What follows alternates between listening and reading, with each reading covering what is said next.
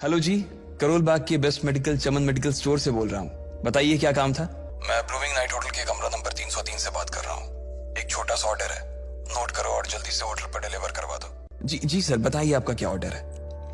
हाँ तो लिखो, हार्ट प्ले के 2 पैकेट और 1 पैकेट टिश्यू। असल में हार्ट प्ले नाम का एक कंडोम आता था और इसलिए उसका नाम सुनते ही लकी शर्मा गया था। हेलो भाई, लिखा कि नहीं लिखा? जी सर, लिख लिया सर, लिख लिया। लिख लिया तो फिर लेकर निकल। सर मैं ऑर्डर तो ले आऊंगा पर थोड़ा टाइम लग जाएगा, बारिश थोड़ी थम जाए। आप तुम्हारे मालिक को पता है कि तुम मल्होत्रा जी के लड़के को मना कर रहे हो?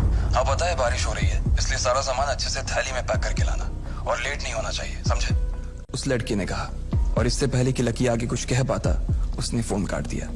उधर से लकी के दुकान का ओनर उसे घूर कर देखा जा रहा था। बारिश का बहाना नहीं चलेगा, जाना पड़ेगा, चमन लाल ने कहा। मैं बहाना नहीं कर रहा सर, थोड़ी बारिश धीमी हो जाए तो मैं चला जाऊंगा। वो पता नहीं कोई मिस्टर मल्होत्रा का कोई बेटा कुछ ज्यादा ही जल्दी में था, मैं साइकिल से तो पहुंच नहीं पाऊंगा इतनी जल्दी। क्या कहा? मिस्टर मल्होत्रा जी का बेटा? तू मेरी दुकान बंद करवाएगा क्या? अभी क्या भी निकल उनका ऑर्डर लेके, वो हमारे बहुत पुराने कस्टमर है। तू मेरी मोटरसाइकिल ले जा, चाहे जो हो जाए, ग्राहक नाराज नहीं होना चाहिए, और वैसे भी वो मल्होत्रा जी का बेटा है। चमन लाल ने मोटरसाइकिल की चाबी लकी की ओर उछालते हुए कहा, चलो ठीक है, जो होगा देखा जाएगा, कम से कम बाइक तो चलाने को मिल रही है। दरअसल लकी इतने साल काम करने के बाद भी अपने लिए एक मोटरसाइकिल नहीं ले पाया था। लकी की तनख्वाह ही इतनी भर थी कि सिर्फ उसके कमरे का किराया, उसकी साइकिल में डालने वाली हवा का खर्च, बिजली पानी का बिल और डिम्पल के साथ महीने में 1-2 बार बाहर खाने का खर्चा ही निकल पाता था। उसे डिम्पल की कही बात अक्सर याद आती थी, लकी अगर अगले 2 महीने में तूने बाइक नहीं खरीदी ना तो मैं तेरे से ब्रेकअप कर लूंगी, देखना। असल में डिम्पल को लकी के साथ बाइक पर घूमने की बड़ी तमन्ना थी। लकी की इस उजाड़ जिंदगी में एक वही तो थी जिसके लिए जिंदा रहने को उसका जी चाहता था। जब भी वो उससे बाइक की बात करती तो लकी डिम्पल की इस बात को हंसकर टाल देता था। वो अपने मन में इस बात को अच्छे से जानता था कि डिम्पल उससे बहुत प्यार करती थी और वो उससे कभी छोड़कर नहीं जा सकती थी। पर आज उसके पास एक मौका था। वो डिम्पल को अपने साथ इस बारिश में राजपथ घुमाना चाहता था। बस जल्दी से वो ये डिलीवरी देकर सीधे डिम्पल के पास ही जाने वाला था। उसने होटल ब्लूमिंग नाइट के बाहर मोटर बाइक पार्क की और सीधे होटल के अंदर चला गया। जी मैं चमन मेडिकल स्टोर से आया हूँ, रूम नंबर 303 का ऑर्डर था सर, 3rd फ्लोर पर है। लिफ्ट से चले जाओ, रेनकोट यहीं उतार देना। वो रूम नंबर 303 के बाहर पहुंचा और उसने डोरबेल बजाई। नमस्ते, मैं चमन मेडिकल स्टोर से लकी, ये आपका।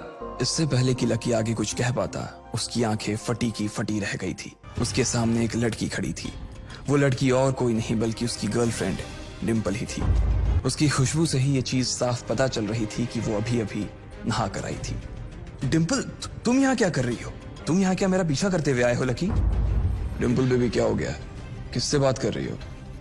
अचानक से एक गबरू जवान सा लड़का दरवाजे के पास आकर खड़ा हो गया था। साले राहुल के बच्चे, तेरी हिम्मत कैसे हुई मेरी डिम्पल को हाथ लगाने की? लकी जिस कॉलेज में पढ़ता था, राहुल और डिम्पल भी उसी में पढ़ते थे और वो कॉलेज राहुल के फादर का ही था। डिम्पल ने राहुल के पिता की एक कंपनी में जॉब पकड़ ली थी और राहुल उस पर बहुत लाइन मारता था। लकी ने 1-2 बार डिम्पल को उससे दूर रहने के लिए भी कहा, लेकिन डिम्पल ने उसे ये कहकर टाल दिया था कि वो सिर्फ अच्छे दोस्त थे। आज भी इससे पहले कि वो आगे बढ़ता, डिम्पल उन दोनों के बीच आ गई। लकी, आज से तुम्हारा और मेरा ब्रेकअप। डिम्पल, हम पिछले 1 साल से एक दूसरे के साथ हैं और तुम हो कि मुझसे ब्रेकअप करना चाहती हो? अरे मैं तो तुम्हारे लिए नई बाइक लेने वाला था। अरे तेरे पास मुझे बाहर घुमाने के लिए, खिलाने पिलाने के लिए पैसे तो है नहीं, तू कहां से लेगा बाइक? और अगर ले भी लेगा तो उसमें पेट्रोल कहां से डलवाएगा? तेरी 8,000 रुपए महीने की नौकरी, उसमें होगा ये सब? लोग हंसते हैं मेरे ऊपर जब मैं सरोजनी में तेरे साथ घूमती हूँ। मैं ऐसी लाइफ नहीं जीना चाहती लकी, मैं तेरी तरह गरीब नहीं रहना चाहती। तूने मुझे फंसाया था, उल्लू बनाया था तूने मुझे, इसलिए मैंने राहुल से मैचअप कर लिया है। आज से यही मेरा बॉयफ्रेंड है। अच्छा, तो बेबी ये है तुम्हारा वो बेकार सा एक्स बॉयफ्रेंड? फिर उसने लकी के हाथ से थैली उठाई और उसमें से हार्ट प्ले का पैकेट निकालकर उसे चिढ़ाने के लिए उसे हवा में लहराने लगा। बाप रे, इससे बदकिस्मत इंसान इस दुनिया में और कौन होगा? उसने गुस्से से डिम्पल की ओर देखा और अपनी हाथों की मुट्ठी भींच ली। फिर वो वहां से निकल गया। अबे पैसे तो ले जा, सब कुछ फ्री में देता जाएगा क्या?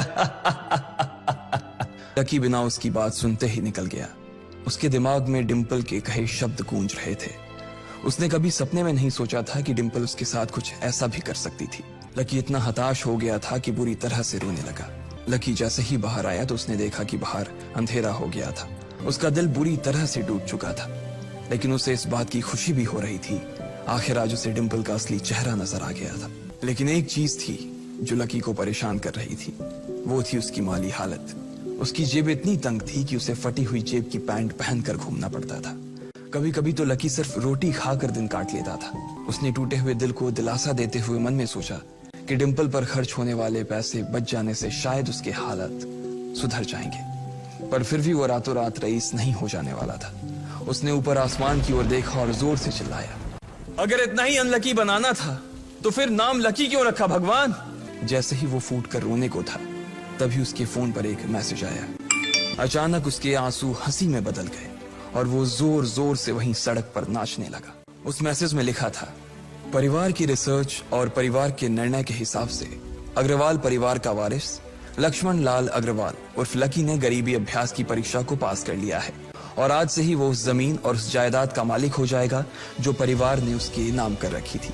ये एक ऐसा मैसेज था। आखिर कौन था लकी, क्या थी उसकी असलियत, और वो कैसे रातों रात ही अनलकी से लकी हो गया था। लकी ने थोड़ी देर की खुशी मनाने के बाद याद किया कि वो सच में गरीब नहीं था। असल में उसके परिवार ने उसे एक परीक्षा में डाल रखा था जिसका नाम था गरीबी अभ्यास परीक्षा। इस परीक्षा के तहत लकी को अग्रवाल खानदान में उसके नाम की जमीन और जायदाद पर तभी हक मिलने वाला था जब वो इस परीक्षा को पास कर लेता। हालांकि परीक्षा देते देते उसे 8 बरस हो चुके थे, इसलिए उसे एहसास होने लगा था कि वो कभी परीक्षा को पास ही नहीं कर पाएगा और हमेशा हमेशा के लिए गरीब ही रह जाएगा। अगले दिन जब लकी की आंख खुली तो वो सीधा उठा और तैयार होकर शहर के सबसे बड़े बैंक न्यू सिटी बैंक पहुंच गया। न्यू सिटी बैंक न सिर्फ शहर का सबसे बड़ा बैंक था, बल्कि वो सबसे अमीर बैंक भी था। वहां पर शहर के सबसे अमीर लोगों के ही पैसे जमा किए जाते थे। New city bank south Delhi में बसा हुआ था और उसके दरवाजे के बाहर महंगी से महंगी गाड़ी खड़ी थी।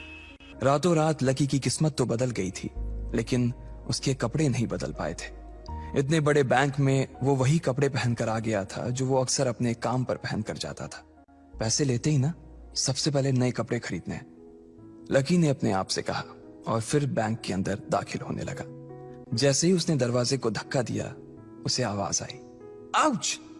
लकी थोड़ा सा हड़बड़ी में दिखाई दे रहा था और इस जल्दबाजी के चक्कर में वो एक लंबे बाल वाली लड़की से जा टकराया था जो कि उसके बगल में ही चल रही थी। माफ करना, मैं आपको देख नहीं पाया, सॉरी। जब उस लड़की ने लकी के कपड़े और उसके हुलिये को देखा तो उसने अपनी नाक बहुत सिकोड़ ली। क्यों नहीं देख पाए? मैं क्या ट्रांसपेरेंट हूँ? इससे पहले कि बात आगे बढ़ती, उस लड़की ने देखा कि इस बैंक की मैनेजर यास्मीन पटेल उन दोनों की ओर बढ़ी चली आ रही है। I am so sorry miss, आपको कहीं लगी तो नहीं? यास्मीन ने उस लड़की से पूछा और फिर घिन्न भरी नजरों से लकी की ओर देखने लगी। यास्मीन ने लकी को ऊपर से नीचे तक देखा और ना जाने उसके मन में क्यों शक पैदा हो गया। क्या आप मुझे बता सकते हैं कि आप यहाँ पर किस काम से आए हैं? हाँ, वो मैं अपना पैसा निकलवाने के लिए आया था। पैसे निकलवाने के लिए आए हो? हाँ, तो क्या आपके पास कार्ड है? न्यू सिटी बैंक का कार्ड हासिल करना एक बहुत ही मुश्किल भरा काम था। अगर किसी को भी उस बैंक का कार्ड लेना था तो सबसे पहले उस आदमी को अपने खाते में कम से कम 5 लाख रुपए जमा करवा कर रखने पड़ते थे, तब जाकर उसे कहीं कार्ड मिलता था। लेकिन लकी तो पहली बार ही यहाँ आ रहा था, इसलिए उसके पास कार्ड होने की कोई संभावना ही नहीं थी। कार्ड नहीं मेरे पास। जैसे ही उस लंबे बालों वाली लड़की ने लकी का जवाब सुना तो वो खिलखिलाकर हंस पड़ी। इससे पहले कि आगे कोई कुछ कह पाता, उस लंबे बालों वाली लड़की के पिता वहां आ गए और बोले, चलो बेटी। यास्मीन देखो, अगर इस तरह के सड़क छाप लोग तुम्हारे बैंक में ऐसे ही घुसते चले आए ना और बाकी कस्टमर्स को परेशान करने लगे तो तुम्हारे बैंक की इमेज और उसके शेयर्स दोनों को काफी नुकसान होगा। एक मैनेजर होने के नाते तुम्हें इन सब चीजों का ध्यान रखना चाहिए। मुझे उम्मीद है कि आगे मेरे साथ ऐसा कुछ नहीं होगा, उस लड़की ने कहा और अपने पिता के साथ बैंक के बाहर चली गई। अपना ध्यान रखना कोयल मैडम। कोयल और उसके पिता इस बैंक के सबसे पुराने और सबसे वफादार कस्टमर्स थे। अगर आज यास्मीन उन्हें नाराज कर देती और वो उसके बैंक से अपना खाता बंद करवा देते तो शायद यास्मीन की नौकरी तक जा सकती थी, और यह सब हो रहा था उस पागल लकी की वजह से। इसे जल्द से जल्द यहां से भगाना पड़ेगा, यास्मीन ने अपने आप से कहा और फिर बैंक के अंदर आने लगी। अरे अब ये कहां चला गया? वो इधर उधर देखने लगी, लेकिन लकी वहां भी नहीं था। यास्मीन को लगा कि शायद लकी यहाँ बहुत ही असहज महसूस कर रहा होगा, और जब वो कोयल को दरवाजे पर छोड़ने के लिए आई तब उसके पीछे पीछे वो भी निकल गया होगा। अरे ये कहां छिपा हुआ था? उसने देखा कि लकी बैंक के VIP लॉन्ज के बाहर खड़ा था और उसके खंबे की आड़ की वजह से वो यास्मीन की नजर से बाहर हो गया था। लकी जिस कमरे के बाहर अभी खड़ा था, उस कमरे के अंदर शहर के सभी रईस लोगों का उठना बैठना था। अब अगर ऐसे में लकी वहां घुस जाता तो सब लोग मिलकर यास्मीन की गर्दन पर चढ़ जाते। रुको, जहां हो वहीं खड़े रहो। वो लकी को किसी भी तरह से उस कमरे में जाने से रोकना चाहती थी, लेकिन उससे पहले ही वो उस कमरे के अंदर दाखिल हो चुका था। बाप रे, ये कैसा आदमी है? बिना परमिशन के अंदर घुसा तो घुसा, लेकिन दरवाजा भी अंदर से बंद कर लिया। अब यास्मीन की सांसें फूलती जा रही थी। इधर जैसे ही लकी कमरे में दाखिल हुआ, वहां का कस्टमर रिलेशन मैनेजर जो कि सोफे पर फैला हुआ था, वो उसे देखते ही अचानक सीधा बैठ गया। हेलो सर, कैसे हैं आप? उसे याद था कि इस कमरे में कुछ खास लोग ही आते थे, और जो भी आते थे यास्मीन उनके आने की खबर उसे पहले ही दे देती थी। लेकिन इस वक्त जो आदमी उसके सामने खड़ा था, उसे देखते ही वो अपनी जगह पर जम गया था। ना तो वो कहीं से भी वीआईपी लग रहा था और ना ही वो उसका कोई रिश्तेदार था। कौन हो भाई तुम? क्या चाहिए तुम्हें? मैं यहाँ अपना पैसा लेने आया हूँ। तुम्हारे पास हमारा सुप्रीम कार्ड है? नहीं, मेरे पास कोई कार्ड नहीं है। तो फिर हम तुम्हें कोई पैसा नहीं दे सकते। चलो अभी दरवाजा खोलो और सीधा बाहर निकलो। नहीं, मैं अपना पैसा लिए बिना नहीं जाऊंगा यहाँ से। अरे बोला ना, बिना कार्ड वाले को पैसा नहीं मिलता है, और वो भी पैसा होगा तब तो मिलेगा ना। अरे पैसा है तभी तो निकालने आया हूँ सर। देख, फालतू की बहस मत कर सुबह सुबह, वरना मैं सिक्योरिटी को बुला लूंगा तो वो लोग मार मार कर बाहर निकालेंगे तुझे। फिंगरप्रिंट? अरे आपने कहा ना कि आपको कार्ड चाहिए, पर मेरे पास कार्ड नहीं है, फिंगरप्रिंट है। और मुझे मालूम है कि आपके यहाँ फिंगरप्रिंट से भी पैसे निकलते हैं। मैनेजर को यह समझ नहीं आ रहा था कि आखिर लकी को फिंगरप्रिंट की जानकारी मिली कैसे। मैनेजर ने सोचा कि उसे एक चांस देना चाहिए, इसलिए उसने लकी को फिंगरप्रिंट इस्तेमाल करने की इजाजत दे दी थी। चुपचाप यहाँ पर अपना अंगूठा लगाओ, तुम्हारा फिंगरप्रिंट मैच नहीं कर रहा है। उसे लग रहा था कि लकी ने अपनी जेब में कोई हथियार छुपा रखा था और वो मैनेजर को बेवकूफ बना रहा था। इससे पहले कि लकी अपनी जेब से कोई बंदूक या बम निकालता, मैनेजर ने अपना फोन निकाला और पुलिस का नंबर लगाने लगा। लकी ने उसकी स्क्रीन पर देख लिया था कि वो 100 नंबर पर फोन लगा रहा था। लकी बुरी तरह से घबरा गया था। अब आगे क्या होने वाला था? क्या लकी उसे पुलिस को बुलाने से रोक पाता? कहीं उसे कोई फेक मैसेज तो नहीं आया था? लकी कैसे इन मुसीबत से बाहर निकलेगा? अरे ये क्या कर रहे हो? देखिए सर, मेरी बात सुनिए, मैं कोई क्रिमिनल नहीं हूँ। हो सकता है मैंने गलत उंगली लगा दी हो, बस आप मेरे को एक लास्ट बार फिंगरप्रिंट लगाने दो प्लीज। देख, ये उंगली भी अगर नहीं लगी ना, तो फिर ये मत कहना कि मैं अगली उंगली भी ट्राई करके देखता हूँ। अगर ये वाली काम नहीं की तो मैं सीधा पुलिस को फोन करने वाला हूँ अभी। लकी ने अपने सीधे हाथ की उंगली को अपने पैंट से साफ किया और भगवान का नाम लेकर उसे उस मशीन पर लगा दिया। जैसे ही उसकी उंगली उस मशीन पर पड़ी, अब की बार फिर मशीन से एक आवाज आई और वो चमक कर हरी हो उठी। तभी मैनेजर के मोबाइल पर एक मैसेज आया। मैनेजर ने उस मैसेज को पढ़ना शुरू किया। Verification successful.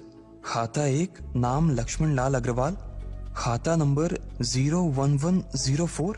जैसे ही मैनेजर ने इस मैसेज को देखा, उसकी आंखें फटी की फटी रह गई थी। लकी उस हरी बत्ती को देखते ही झूम उठा था और फिर उसने मैनेजर को घूर कर देखा। इधर मैनेजर ने उसके आगे हाथ जोड़े और खिसिया कर हंसते हुए कहा, लक्ष्मण सर, प्लीज मुझे माफ कर देना सर। मैं इस ब्रांच में नया आया हूँ और इसलिए मुझे मालूम नहीं था कि आप कौन हो। मैं इस ब्रांच का कस्टमर मैनेजर शशिकांत वर्मा हूँ। प्लीज आगे भी मेरा ध्यान रखना सर, प्लीज। Sorry sir. हाँ ठीक है, तो मुझे ये बताओ कि मेरे खाते में कितने पैसे रखे हुए हैं, लकी ने कहा, और वो अब सोफे पर बैठ गया। मैनेजर उसके सामने ही खड़ा हुआ था और उसके खाते की जानकारी अपने फोन पर ही निकाल रहा था। हो गया सर, आपके खाते में इस वक्त 90,80,70,650 रुपए रखे हुए हैं सर। लकी की शक्ल देखकर तो यही लग रहा था कि उसकी उम्र 20 से 22 साल से ज्यादा नहीं थी। शशिकांत अपने मन में ये सोच रहा था कि दुनिया के 99% लोग ही अपनी पूरी जिंदगी काम करने के बाद भी इतना पैसा नहीं कमा सकते थे जितना कि लकी के खाते में इतनी छोटी सी उम्र में रखा हुआ था। लेकिन लकी ने इधर जब उसके फोन में अपने खाते पर पड़ी हुई जानकारी को देखा तो उसे कुछ अजीब सा लगा। उसे लग रहा था कि उसे तुरंत इतने पैसों के हिसाब से अब अपनी जिंदगी को ढालने की कोशिश करनी शुरू कर देनी चाहिए, वरना उसके साथ वही होने वाला था जो आज बैंक में उसके साथ हुआ था। अरे सर, खाते में पैसे के अलावा और भी चीजें हैं जो मैं आपको बताना चाहता हूँ सर। सर, एक तो आपके खाते में एक फरारी जुड़ी हुई दिखा रहा है सर। इसके अलावा आपके खाते में 2 किलो सोने की 100 ईंटें रखी हुई हैं, 5 किलो सोने की 20 ईंटें, पिकासो की 3 असली पेंटिंग है, 20 हीरे हैं 24 कैरेट के और भी बहुत कुछ है सर। इतना सारा धन देखने के बाद शशिकांत की आंखें तो बाहर ही निकल आई थी। जितना पैसा और सोना और जायदाद उसके पास था, उसका 10% भी इस ब्रांच में किसी और के पास नहीं था। ठीक है, चलो मुझे एक कार्ड दे दो तुम। जी सर, मैं अभी आपके लिए एक नया कार्ड बनवा देता हूँ सर। मुझे बस 10 मिनट दीजिए सर, बस 10 मिनट। जितनी देर में लकी ने अपने फोन पर फिर से उस मैसेज को खोलकर देखा, उतनी ही देर में मैनेजर उसके लिए एक चमकता हुआ सुप्रीम कार्ड लेकर उसके सामने आ गया था। लेकिन उस कार्ड को देखने के बाद ना जाने क्यों मैनेजर को ऐसा लग रहा था कि यह कार्ड लकी की संपत्ति के आगे कुछ भी नहीं था। फिर भी मैनेजर इसमें कुछ नहीं कर सकता था, क्योंकि वो जानता था कि उसके पास इस ब्रांच में इससे बड़ा और कोई कार्ड नहीं था। इसलिए फिलहाल वो लकी को यही दे सकता था। लीजिए सर आपका कार्ड, पासवर्ड वगैरह सर आपको ईमेल पे मिल जाएगा। इधर यास्मीन परेशान हुए जा रही थी। वो जानती थी कि अगर कुछ भी गड़बड़ हुआ तो सबसे पहले उसकी नौकरी जाने वाली थी। जैसे ही परेशान यास्मीन ने अपनी नजर उठाकर फिर से उस कमरे की ओर देखा तो पाया कि लकी बहुत ही आराम से उस कमरे से बाहर निकलकर दरवाजे की ओर बढ़ता चला जा रहा था। ए, रुको, तुम्हारी हिम्मत कैसे हुई जबरदस्ती हमारे वीआईपी रूम में घुसे चले जाने की? मैंने पहले भी कहा था ना आपसे, मैं यहाँ सिर्फ अपना पैसा लेने आया था और कुछ नहीं। यास्मीन ने देखा कि उसके हाथ में एक सुप्रीम कार्ड था और वो उसकी उंगलियों के बीच चमक रहा था। यास्मीन के दिमाग में आया कि लकी ने ये कार्ड कहीं अंदर से चुरा तो नहीं लिया, और इससे पहले कि वो यहाँ से चोरी करके भागता, यास्मीन जोर से चिल्लाई, सिक्योरिटी सिक्योरिटी, ये चोरी करके भाग रहा है, पकड़ो इसे। लकी ने जब यास्मीन के मुंह से ये बात सुनी तो उसके कान खड़े हो गए। इससे पहले कि वो वहां से अपनी जान बचाकर भाग पाता, सिक्योरिटी वालों ने उसे धर दबोच लिया था और फिर उसकी जेब टटोलने लगे थे। इधर यास्मीन ने देखा कि उस सुप्रीम कार्ड पर उसने अपना नाम भी गुदवा लिया था। तुम्हारी इतनी हिम्मत कि तुमने शशिकांत सर को डरा कर अपना नाम भी लिखवा लिया इस पर। इसकी जेब चेक करो। मैडम, इसकी जेब में तो कुछ नहीं है, बल्कि फटी हुई जेब है इसकी। मैडम, हो सकता है ये इसी जेब में चाकू रख कर लाया हो और उसको निकालते वक्त उसी चाकू से इसकी जेब फट गई होगी। मुझे तो ऐसा ही लग रहा है। अरे पागल हो क्या? ये सब आप लोग क्या बोल रहे हो? शशिका! इससे पहले कि लकी आके कुछ बोल पाता, एक गार्ड ने उसके दोनों हाथों को मरोड़ दिया था। यास्मीन ने तुरंत अपना फोन निकाला और पुलिस को फोन मिलाते हुए कहा, हेलो पुलिस स्टेशन, मैं न्यू सिटी बैंक से बोल रही हूँ। हमारे बैंक में एक सनकी चोर घुस आया है और उसने हमारे कस्टमर मैनेजर का खून कर दिया है। आप प्लीज जल्दी आ जाइए सर। जैसे ही बाकी लोगों ने भी अपनी आंखों के सामने ये मंजर देखा तो वो सब लोग भी लकी के आसपास घेरा बनाकर खड़े हो गए। अंदर बैठे मैनेजर ने जब इस हलचल को देखा तो वो भी अपना सारा सिस्टम बंद करके बाहर आ गया। अरे क्या हो रहा है ये सब? सर आप जिंदा हैं? मैं क्यों इतनी जल्दी मरने लगा? और तुमने ये सब क्या तमाशा लगा रखा है? उसने कहा और फिर उस भीड़ की ओर बढ़ने लगा। जैसे ही वो आगे आया उसने देखा कि उन लोगों ने लकी को गन पॉइंट पर बैठा रखा है। अरे किसने किया ये? शशिकांत तुरंत लकी की ओर दौड़ा और उसने उसके पास खड़े दोनों गार्ड्स को हटा दिया। फिर लकी को उठाने के लिए उसने अपना हाथ उसकी ओर बढ़ा दिया और बोला, sir I am really sorry sir, इस बेवकूफी के लिए मैं आपसे माफी मांगता हूं sir. I am really sorry sir. Shashikant उसके पैरों में ही गिरने को हो गया था। लकी उसका हाथ पकड़कर खड़ा हुआ। आप पूछ रहे थे ना ये किसने किया? इसने किया है ये, और इसने सिर्फ इतना ही नहीं किया बल्कि इसने पुलिस को भी बुला लिया है। इसे लग रहा है कि मैं कोई क्रिमिनल हूं जिसने आपका खून कर दिया है और आपसे ये कार्ड चुरा कर भाग रहा हूं, ये कार्ड जो आपने मुझे दिया है। लकी ने यास्मीन की ओर उंगली दिखाते हुए गुस्से में कहा, यास्मीन, जो मैं सुन रहा हूं क्या वो सच है? सर मुझे लगा कि ये जबरदस्ती अंदर घुस आया है और इसने आपके ऊपर हमला करके आपसे जबरदस्ती ये कार्ड बनवा लिया है और फिर आपको मार दिया है सर। उसकी डरी सहमी सी आंखों में अब आंसू ही आ गए थे। मैनेजर ने जब उसकी ये बात सुनी तो उसने अपना सिर पकड़ लिया। तुम्हें मालूम है ये कौन है? अरे ये लक्ष्मण अग्रवाल है, लक्ष्मण अग्रवाल खानदान का वारिस। तुम्हें पता है ना कि अग्रवाल खानदान का खाता हमारे बैंक की जितनी भी शाखाएं हैं उसमें सबसे बड़ा खाता है। यास्मीन ने जैसे ही ये नाम सुना उसके पैरों के नीचे से जमीन खिसक गई थी। वो जानती थी कि अगर न्यू सिटी बैंक इतनी ऊंचाइयों पर पहुंचा था तो उसके पीछे अग्रवाल खानदान का सबसे बड़ा हाथ था। इस बात का जिक्र उससे तब भी किया गया था जब उसने नौकरी ज्वाइन की थी। तुम्हें पता है इस लड़के के नाम पे कितनी प्रॉपर्टी है? ये अपने दम पर ना इस पूरे एरिया को खरीद सकता है। अब सबसे पहले तो पुलिस को फोन करो और उनसे कहो कि हमसे गलती हो गई थी, और उसके बाद जाकर तुम उनसे भी माफी मांगो, और अगर उन्होंने तुम्हें माफ कर दिया तो तुम्हारी किस्मत, वरना समझ लेना कि तुम्हारी नौकरी चली गई। वैसे तो वो जानती थी कि उसे माफी मांगने से उसकी किस्मत बदलने वाली तो थी नहीं, फिर भी उसने एक बार कोशिश करनी चाहिए और लकी से कहा, सर मैं आपको गलत समझ रही थी सर।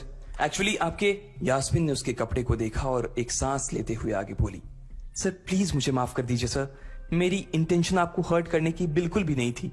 मैं तो जो कुछ कर रही थी बैंक की सेफ्टी के लिए कर रही थी सर। इट्स ओके, कोई बात नहीं है, लकी ने कहा और उसके हाथ से अपना सुप्रीम कार्ड लेकर निकल गया। यास्मीन को अपने कानों पर तो विश्वास ही नहीं हो रहा था। उधर लकी को अपने आप पर विश्वास नहीं हो रहा था कि वो रातों रात इतना अमीर हो गया था। आखिर लकी इतने पैसों का क्या करने वाला था? क्या उसके खाते की बैलेंस की तरह वो भी रातों रात बदल जाता? ये पैसा उसकी जिंदगी को क्या दिशा देने वाले थे? असल में उसे क्लास में जाने में देर हो रही थी। लकी दिल्ली यूनिवर्सिटी के ही एक कॉलेज में पढ़ता था। जैसे ही वो कॉलेज के अंदर दाखिल हुआ, उसके पैर एक कीचड़ से भरे गड्ढे में पड़ गए। उसने जैसे तैसे अपना जूता तो साफ कर लिया था, लेकिन वो अपनी पैंट पर लगे कीचड़ के दाग को साफ नहीं कर पाया था। वो बाथरूम की ओर जा पाता, इतने में क्लास की घंटी बज गई। वो भागते हुए क्लास में पहुंचा। उसने दरवाजे के बाहर से ही देखा कि प्रोफेसर कमलनाथ मिश्रा पोडियम पर आ गए थे और उन्होंने आज के लेक्चर की शुरुआत भी कर दी थी। जैसे ही उनकी नजर बाहर खड़े लकी पर पड़ी तो उनकी आंखें निराशा से भर आई। कॉलेज में जितने भी प्रोफेसर थे उनमें से कमलनाथ जी को लकी सबसे ज्यादा पसंद करता था। बाकी प्रोफेसर ये बात जानते थे कि लकी पढ़ाई के साथ साथ जॉब भी करता था, इसलिए उसका पढ़ाई में ध्यान नहीं था, इसलिए वो भी लकी के ऊपर ज्यादा ध्यान नहीं देते थे। कुछ लोग तो पूरी क्लास के सामने उसका मजाक भी उड़ाते थे, लेकिन सिर्फ कमलनाथ जी ही ऐसे प्रोफेसर थे जो उसके साथ बराबरी का व्यवहार करते थे। लकी बिना कुछ कहे वैसे ही अपना सिर नीचे झुकाए क्लास में दाखिल हो गया। जैसे ही उसके पैर क्लास में पड़े, सभी लोग उसकी ओर देखने लगे। अबे ये फटीचर कब से लेट आने लगा? सूरज पश्चिम से उग सकता है, लेकिन ये कभी लेट नहीं हो सकता। इसकी पैंट तो देख कितनी गंदी है। भाई क्लास में लड़कियां भी होती हैं, कम से कम कपड़े तो ढंग से पहन के आ यार। अरे कहां से पहन कर आता? कपड़े के लिए तो पैसे हैं नहीं इसके पास, एक ये कपड़ा है इसके पास, बहुत है इसके लिए। क्लास में बैठे सभी लोगों ने लकी के ऊपर फफ्तियां कसनी शुरू कर दी थी। रोज उसे ऐसी बातें सुनकर बुरा भी लगता था और आज भी उसने अपना सिर नीचे तो झुका लिया था, लेकिन आज उसके चेहरे पर एक मुस्कान थी। इन लोगों को पता नहीं था कि यह अनलकी आज कितना लकी होकर आ रहा है। थोड़ी ही देर में कमलनाथ जी की क्लास खत्म हो गई। बच्चों आज की क्लास यही खत्म होती है, कमलनाथ जी ने कहा और क्लास के बाहर चले गए। जैसे ही वो बाहर गए, पीछे वाले दरवाजे से किसी की आवाज आई, डिंपल। वहां कोई और नहीं बल्कि डिंपल का नया बॉयफ्रेंड राहुल खड़ा था। ये लोग राहुल को अच्छी तरह से जानते थे। डिंपल खिड़की के पास बैठी हुई थी। जैसे ही राहुल उसके पास पहुंचा, डिंपल ने अपने हाथ उसकी गर्दन में किसी हार की तरह डाल दिए और उसकी बाहों में झूम उठी। उधर राहुल ने भी डिंपल को सबके सामने चूम लिया था। यह नजारा देखते ही सबकी नजरें लकी के ऊपर जा टिकी। सबको अभी तक तो यही पता था कि डिंपल लकी की गर्लफ्रेंड है। किसी को इस बात की खबर नहीं थी कि उन दोनों का ब्रेकअप हो गया था। डिंपल को राहुल की बाहों में देखकर लकी के तन बदन में आग तो लग गई थी, लेकिन फिर भी वो शांत होकर वहीं बैठा हुआ था और उसने अपने गुस्से पर काबू कर लिया था। अरे भाई लकी, क्या हो रहा है ये सब? होने देना यार, जो हो रहा है छोड़ना। अरे भाई तुझे पता है वो राहुल कितना चालू आदमी है? अभी तक इस कॉलेज की 5 लड़कियों को फंसा चुका है और ये डिंपल छठी है। लकी के दोस्त प्रीतम ने उससे कहा, कोई बात नहीं भाई, सबकी अपनी अपनी लाइफ है। अच्छा लकी सुनना जरा। उसने अभी भी राहुल की कमर में अपना एक हाथ डाल रखा था। फिर उसने अपने दूसरे हाथ से अपना मोबाइल निकाला और उसका कवर खोलकर लकी के मुंह पर फेंक दिया और बोली, अब क्योंकि मैं तुम्हारे साथ नहीं हूं, इसलिए मुझे तुम्हारे इस बेकार से कवर की कोई जरूरत नहीं। बेबी इसने तुम्हें कवर गिफ्ट किया? कवर कौन गिफ्ट में देता है भाई? बेबी बात यह है कि जिसकी मोबाइल खरीद कर गिफ्ट करने की औकात नहीं होगी, वो सिर्फ कवर ही तो गिफ्ट कर सकता है ना, और क्या। कोई बात नहीं बेबी, मैं आज ही तुम्हें एक नया फोन दिलवाता हूँ। आ जाओ चलते हैं कनॉट प्लेस और वहां से लाते हैं बेबी के लिए एक नया फोन। हाँ बेबी, हमने एक पहले नया फोन खरीदेंगे और फिर उस फोन की पार्टी भी करेंगे, और उसके बाद आज, डिंपल ने कहा और राहुल के चेहरे पर उंगलियां फिराने लगी। भाई ये सब क्या हो रहा है? तेरे सामने ये सब हो रहा है और तू बस मुस्कुराए जा रहा है। गुस्सा नहीं आ रहा तुझे? नहीं यार, जो होता है वो भी अच्छे के लिए होता है, इसलिए चल यार छोड़, लकी ने कहा और फिर राहुल और डिंपल की ओर देखने लगा। अब उन दोनों की नजर लकी के मुस्कुराते हुए चेहरे पर पड़ी तो वो अंदर से भवक गए। बेबी चलो यहां से। बेबी नहीं बेबी, हबी। आज से तुम मुझे हबी बोलोगी और मैं तुम्हें बोलूंगा मेरी प्यारी वाइफी, राहुल ने कहा और लकी के सामने ही डिंपल को चूम लिया। डिंपल ये सब क्यों कर रही हो तुम? क्या दिखाना चाहती हो इससे? ओए फटीचर, ज्यादा बकवास करने की जरूरत नहीं है। आज के बाद अगर तूने मेरी डिंपल के बारे में कुछ कहा या उसकी तरफ आंख उठाकर भी देखा ना, तो मैं राजपथ पर तेरी परेड करवा दूंगा। रहने दे भाई, उसकी जरूरत नहीं पड़ेगी। मैं खराब चीज ना तो देखता हूं और ना ही उसके बारे में बात करता हूं। राहुल उसका जवाब सुनकर गुस्से से लबरेज हो रहा था। वो लकी को सबक सिखाने के लिए अपना घूंसा तान कर उसकी दिशा में बढ़ा ही रहा था कि इतना ही में पीछे से एक लड़की की आवाज आई। अब तू हद से आगे बढ़ती जा रही है डिंपल।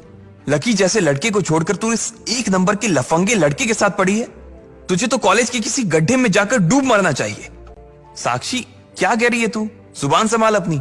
जब डिंपल लकी के साथ थी तो उसकी साक्षी से भी अच्छी दोस्ती थी। जब भी डिंपल और लकी के बीच किसी बात को लेकर झगड़ा होता तो डिंपल उसे सुलझाने के लिए अक्सर साक्षी की ही मदद लेती थी। तुझे सीरियसली शर्म आनी चाहिए डिंपल। मैंने कभी नहीं सोचा था कि तू ऐसी लड़की निकलेगी। लकी जैसा बंदा ना तुझे कहीं नहीं मिलेगा। तू इतनी जल्दी कैसे भूल गई यार? लकी तेरे लिए हर टफ टाइम में खड़ा रहा था। जब भी तू बीमार होती थी और तेरे खड़े होने की भी हालत नहीं होती थी तो बेचारा तेरे लिए खाना बनाता था, तेरे कपड़े धोता था और तो और तेरे लिए दवाई तक लेके आता था। तुझे याद है ना जब हम हिमाचल घूमने गए थे और तेरे पैर में मोच आ गई थी तो ये बेचारा अपनी नौकरी छोड़कर भागा भागा रात में हमारे पास आ गया था। इतना प्यार किया इसने तुझसे और तू इसे छोड़कर जा रही है। साक्षी ने कहा। अपने लिए साक्षी के मुंह से इतना सब कुछ सुन लेने के बाद लकी ने अपनी गर्दन नीचे झुका ली थी। वो डिंपल के ऊपर जान छिड़कता था। जो कवर डिंपल ने उसके मुंह पर फेंक कर मारा था, वो कवर को खरीदने के लिए लकी ने 3 दिन तक ओवर टाइम किया था। अरे ये लकी अपनी छोटी सी सैलरी में से भी रोज तेरे गोलगप्पे के लिए पैसे निकाल लेता था। तुझे नहीं पता है, मुझे पता है कि आज भी एक बाइक खरीदने के लिए बंदा तेरे लिए पैसे जुटा रहा था। रोज दाल और रोटी खा रहा है सिर्फ इसलिए ताकि तुझे बाइक पर घुमा सके। और तू ऐसे आदमी को नीचा दिखाने की कोशिश कर रही है। हाँ तो ये तो इसका प्रॉब्लम है ना। मैंने इससे पहले ही कहा था कि ये मेरा प्यार अफोर्ड नहीं कर पाएगा, तो फिर ये मेरे साथ इतना आगे क्यों बढ़ा? आज अगर मैं चीज सैंडविच खा सकती हूं तो फिर मैं बिना घी वाली रोटी क्यों खाऊं? लकी डिंपल की ये बात सब सुन रहा था और उससे पहले कि वो कुछ जवाब देता अचानक ही उसका फोन बज उठा। उसने मोबाइल निकाल कर देखा तो पाया कि किसी अनजान नंबर से उसे फोन आया था। साक्षी और डिंपल के बीच हो रही बहस के बीच ही लकी फोन उठाने के लिए वहां से निकल गया। देखा कितनी बदतमीजी से उठ के चला गया। चलो अभी। डिंपल ने राहुल के हाथ को कसकर पकड़ा और निकल गई। इधर फोन पर लकी कुछ बोलता उससे पहले ही बहुत हो गया लक्ष्मण, अब बस जल्दी से घर आ जाओ। लकी फोन पर उसकी माँ की आवाज पहचान गया था। मैं जल्दी आ जाऊंगा माँ, बस पढ़ाई खत्म होते ही आ जाऊंगा। उसकी आंखें डबडबा आई थी। बस अब कितना पढ़ेगा? तू अब जल्दी से आ जा। मैंने तेरे लिए एक लड़की भी ढूंढ रखी है। डिंपल के सदमे से अभी बाहर भी नहीं निकला था और उसकी माँ उसके लिए लड़की ढूंढ रही थी। माँ मैं अभी क्लास में हूँ, आपको थोड़ी देर बाद फोन करता हूँ। लकी ने आगे की बात से बचने के लिए कहा और फोन रख दिया। फिर वो क्लासरूम में आ गया। लकी तुम ठीक हो ना? साक्षी ने लकी के कंधे पर हाथ रखते हुए पूछा। डिंपल का असली चेहरा हम दोनों के सामने आ गया है। अगर ये थोड़ी देर बाद आता ना तो दर्द ज्यादा होता, इसलिए जो हुआ ठीक ही हुआ। तुम्हें ऐसी लड़की के लिए परेशान नहीं होना चाहिए लकी। कोई जरूरत नहीं है तुम्हें दुखी होने की। अच्छा चलो, आज हम तुम्हारे आजाद होने का ना जश्न मनाते हैं।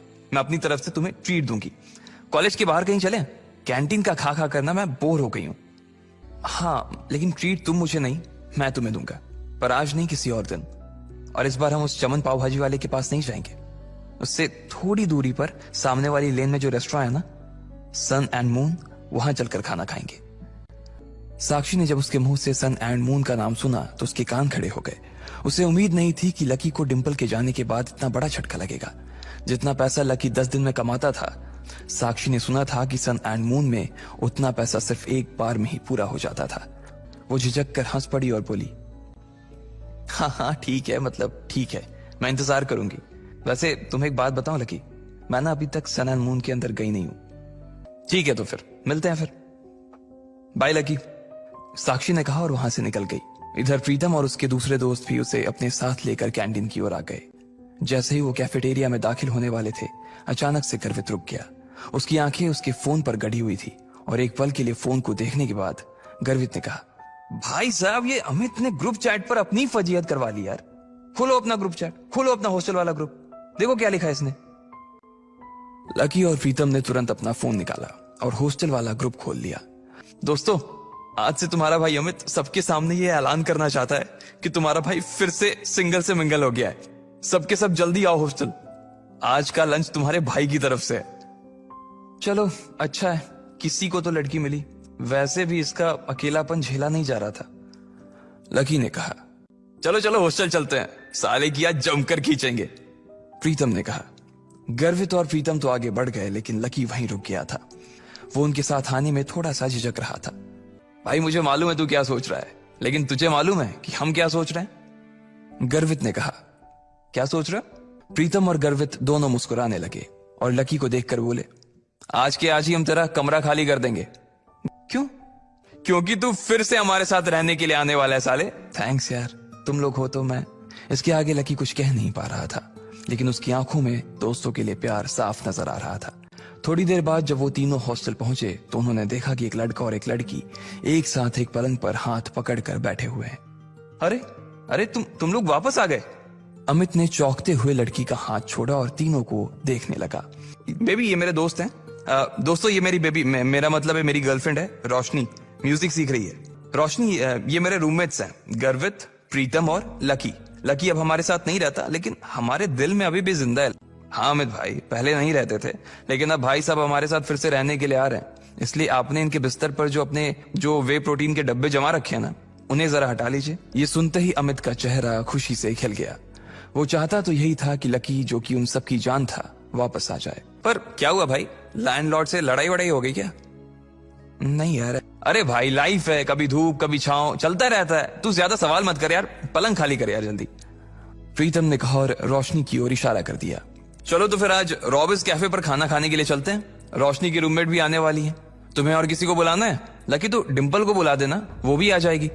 मैं और डिंपल अब साथ नहीं है यार। तुम और डिंपल साथ नहीं हो मतलब? ये कब हुआ यार? अब जो हो गया सो हो गया ना यार, सब आज ही जानना है क्या तेरे को? गर्वित ने उसे फटकारते हुए कहा। अमित समझ गया था कि इस बारे में बात करने के लिए सही मौका नहीं था। अमित हमें निकलना चाहिए यार, मेरी रूममेट्स का मैसेज आया है कि वो लोग निकल चुकी हैं। वो लोग पहले से ही बहुत भूखी हैं और अगर हमने उन्हें वेट कराया ना तो वो मुझे ग्रिल करेंगी यार। रोशनी ने कहा। हाँ अब ऐसा है तो प्रीतम जी, गर्वित जी और लकी जी, आप अपने अपने कपड़े बदलो। प्रीतम तू लकी को कुछ बढ़िया से दे देना यार, और प्लीज सब लोग जल्दी तैयार हो जाओ, हम लोग बाहर इंतजार कर रहे हैं। जहां अमित बार बार कमरे के दरवाजे की ओर देख रहा था, वहीं रोशनी अपने हाथ बांधे और मुंह फुलाए बरामदे के उस पार देख रही थी। क्या हुआ बेबी? तुम्हें ऐसा नहीं लगता कि तुम्हारे ये जो रूममेट्स हैं ये बहुत ही एवरेज हैं? मतलब तुम खुद को देखो ना गर्वित की शक्ल अच्छी है, ना प्रीतम की पर्सनालिटी में कोई अपील है, और चलो लकी तो फिर भी थोड़ा बहुत अच्छा लगता है, लेकिन वो जिस तरह से रहता है, जिस तरह के कपड़े पहनता है, उससे साफ दिखता है कि उसकी जेब टाइट है। अब ऐसे लोगों को मैं अपने रूममेट्स के सामने कैसे ले जाऊंगी यार, बताओ। अमित को उसकी बात सुनकर मन ही मन काफी अजीब लगा।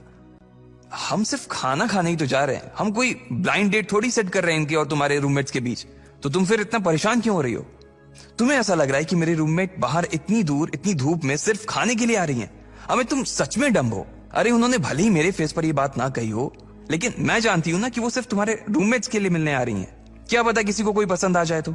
मैंने तुम्हारी फोटो दिखाई थी, तुम्हें देखते ही सबकी जुबान ऐसे ही लप-लप होने लगी थी, और उन्हें लगा कि तुम्हारे रूममेट्स भी तुम्हारे जैसे ही होंगे, इसलिए वो भी मुझे उन सबको भी खाने पर लाने के लिए कह रही थी। मैं लंच ही कैंसिल कर देती हूँ, बोल दूंगी कि अमित का ट्रेनिंग सेशन शुरू हो गया है। अरे नहीं यार नहीं, प्लीज ऐसा मत करो। अमित ने उसके आगे हाथ जोड़ते हुए कहा। अगर ऐसा हो जाता तो प्रीतम और गर्वित उसकी नाक में दम कर देते। वो दिखता पहलवान सा था, लेकिन उसे इन दोनों से बहुत डर लगता था। तो फिर ठीक है, अब वहां इनके साथ जो कुछ होगा ना, उसके लिए तुम मुझे ब्लेम मत करना प्लीज, रोशनी ने कहा। और इससे पहले कि अमित उससे आगे कुछ कह पाता, रोशनी का फोन बज उठा। हेलो, हाँ कोयल, अच्छा तुम लोग पहुंच गए?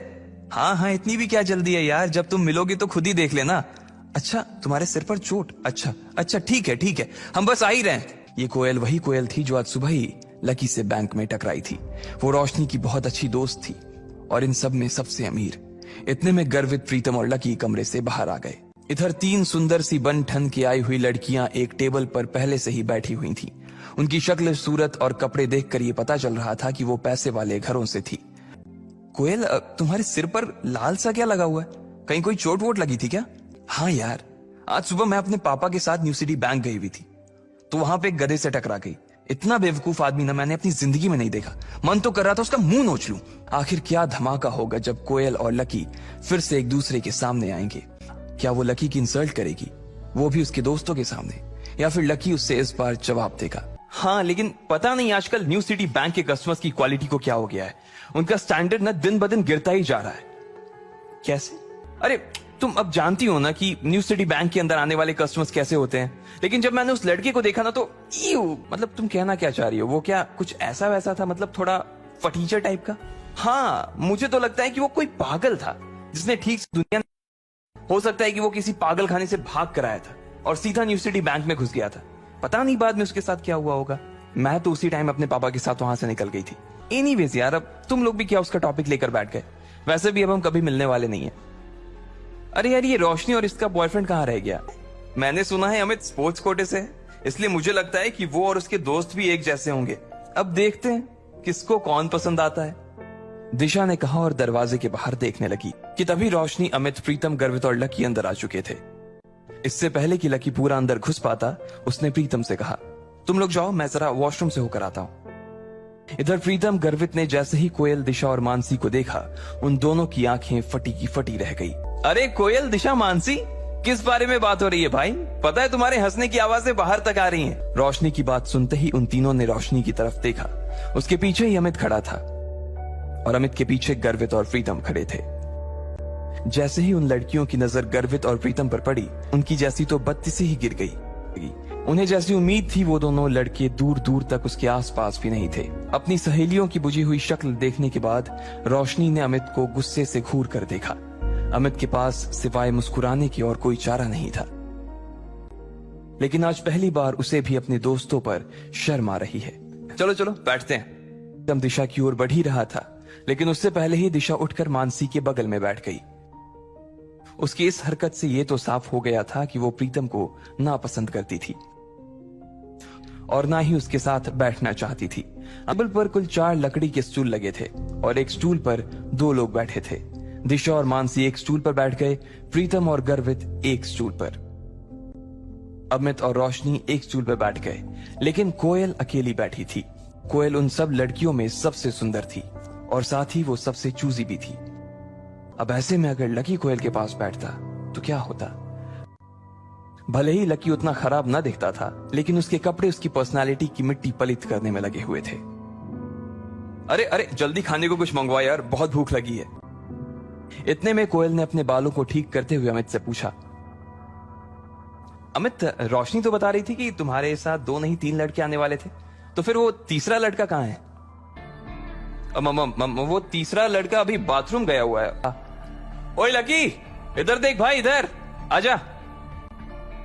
जैसे ही कोयल, दिशा और मानसी ने अमित की आवाज सुनी, वो सभी लकी की ओर देखने लगे, लेकिन दिशा और मानसी को एक बार फिर से निराशा हाथ लगी थी। देखने लगी, लेकिन कोयल ने जैसे ही लकी को देखा, उसकी आंखें फटी की फटी रह गई। इधर लकी भी उसे देखते ही पहचान गया था। वो समझ गया था कि कोयल को उसे देखते ही उससे नफरत हो गई थी। जब लकी को और कहीं बैठने की जगह नहीं मिली, तो वो आखिरकार कोयल के पास जाकर बैठ गया। कोयल ने जैसे ही उसे अपने पास बैठते हुए देखा, तो वो उस छोटे से स्टूल में भी उससे जितनी दूर हो सकती थी उतनी दूर जाकर बैठ गई थी। उसे अंदर से तो लकी से बहुत घिन आ रही थी। कोयल, क्या हुआ? तुम लोग कहोगे यार कि मेरी जैसी लड़की की किस्मत इतनी खराब कैसे हो सकती है, लेकिन ये वही लड़का है जो मुझे आज न्यू सिटी बैंक में मिला था। इसको देखकर तो ऐसा ही लग रहा है कि इसने वही कपड़े पहने हुए हैं जैसा तुमने इसे बैंक में पहने हुए देखा था, मानसी ने कहा और दोनों ही लकी को ऊपर से नीचे तक देखने लगे। अरे तुम लोग एक दूसरे के अंदर ऐसे घुस कर आखिर किस बारे में बात कर रहे हो भाई? रोशनी ने पूछा। दिशा ने कोयल और लकी के बीच हुई उस टक्कर के बारे में रोशनी को बताया तो उसकी आंखें खुल गई। प्रीतम, अमित, रोशनी, गर्वित और कोयल सभी की नजर लकी के ऊपर टिकी हुई थी। सबके मन में ढेर सारे सवाल थे। उन्हें यह लग रहा था कि आखिर लकी को न्यू सिटी बैंक में जाने की जरूरत क्या थी। कोयल ने एक ठंडी सी मुस्कान के साथ रोशनी को देखा और बोली, रोशनी, तुम अपने बॉयफ्रेंड के साथ मजे करो, मुझे थोड़ा सा काम, इसलिए मैं निकल रही हूँ, जा रही हूँ, बाय। रोशनी को तो पहले ही से मालूम था कि ऐसा कुछ होने वाला था, फिर भी उसने कोयल को रोकने की कोशिश की थी, मगर वो नहीं रुकी। रोशनी का गुस्सा भरा चेहरा देखकर इधर अमित अपने आप को कोस रहा था कि आखिर वो इन लोगों को अपने साथ क्यों लेकर आया।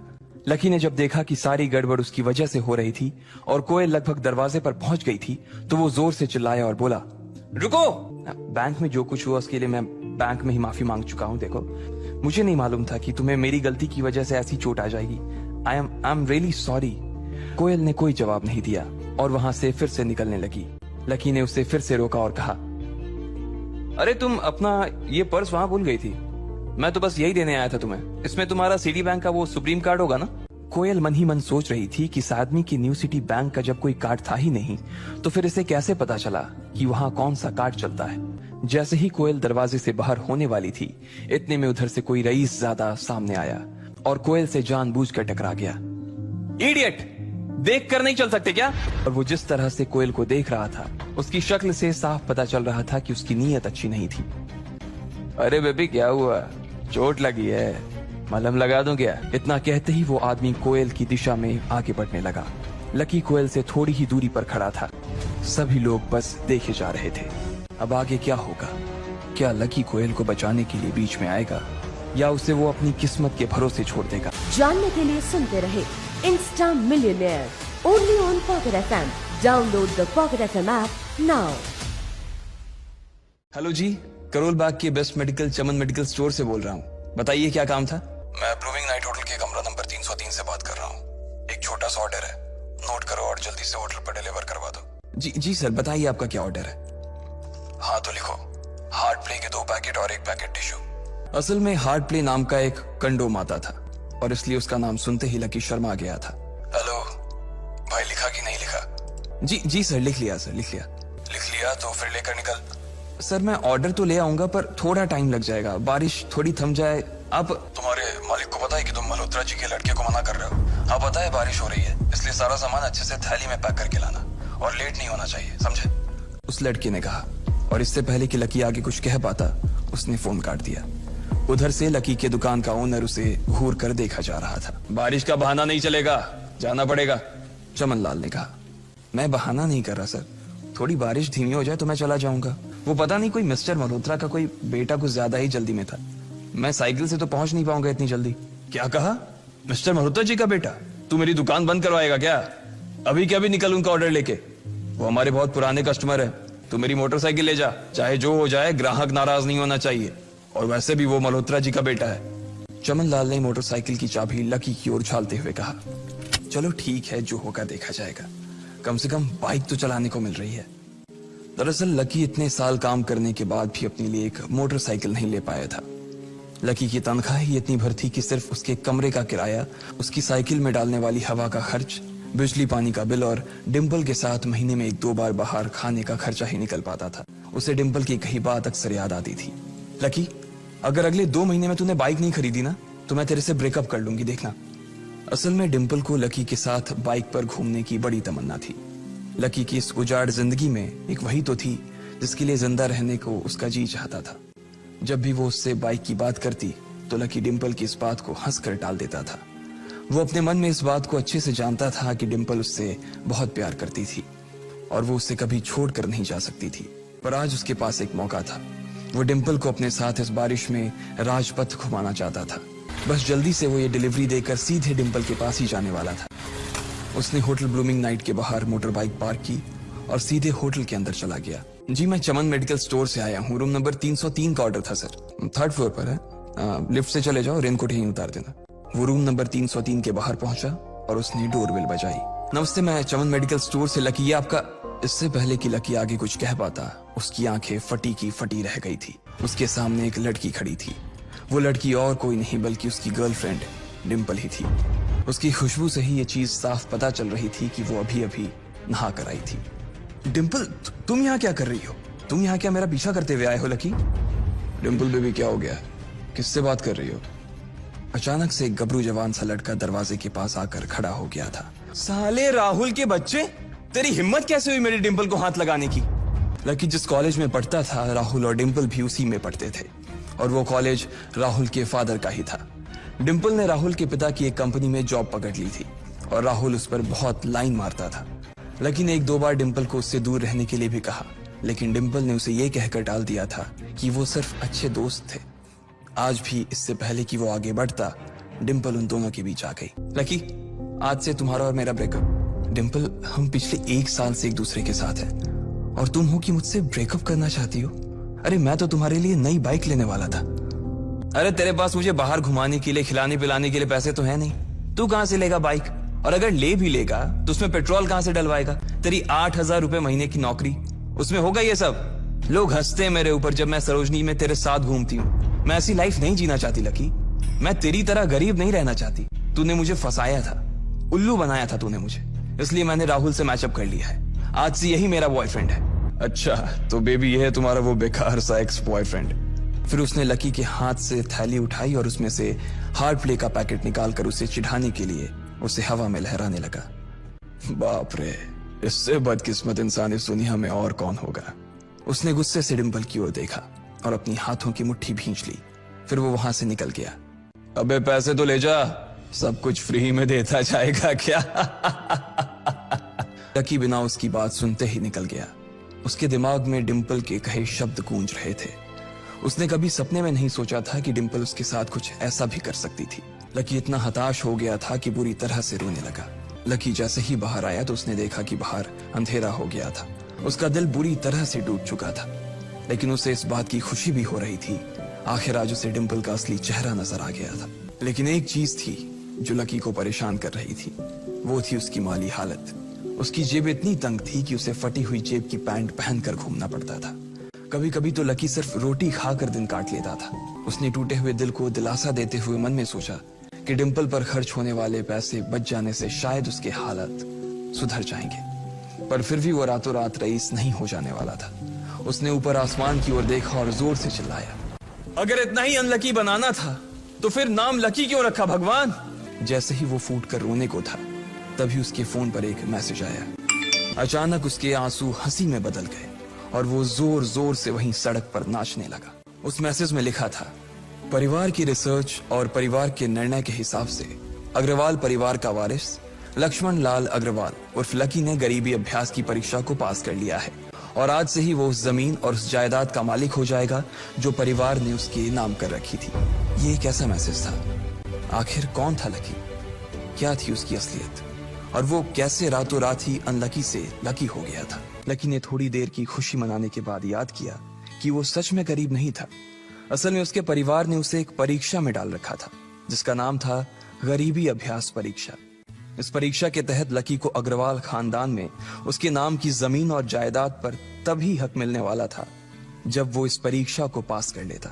हालांकि परीक्षा देते देते उसे 8 बरस हो चुके थे, इसलिए उसे एहसास होने लगा था कि वो कभी परीक्षा को पास ही नहीं कर पाएगा और हमेशा हमेशा के लिए गरीब ही रह जाएगा। अगले दिन जब लकी की आंख खुली तो वो सीधा उठा और तैयार होकर शहर के सबसे बड़े बैंक न्यू सिटी बैंक पहुंच गया। न्यू सिटी बैंक न सिर्फ शहर का सबसे बड़ा बैंक था, बल्कि वो सबसे अमीर बैंक भी था।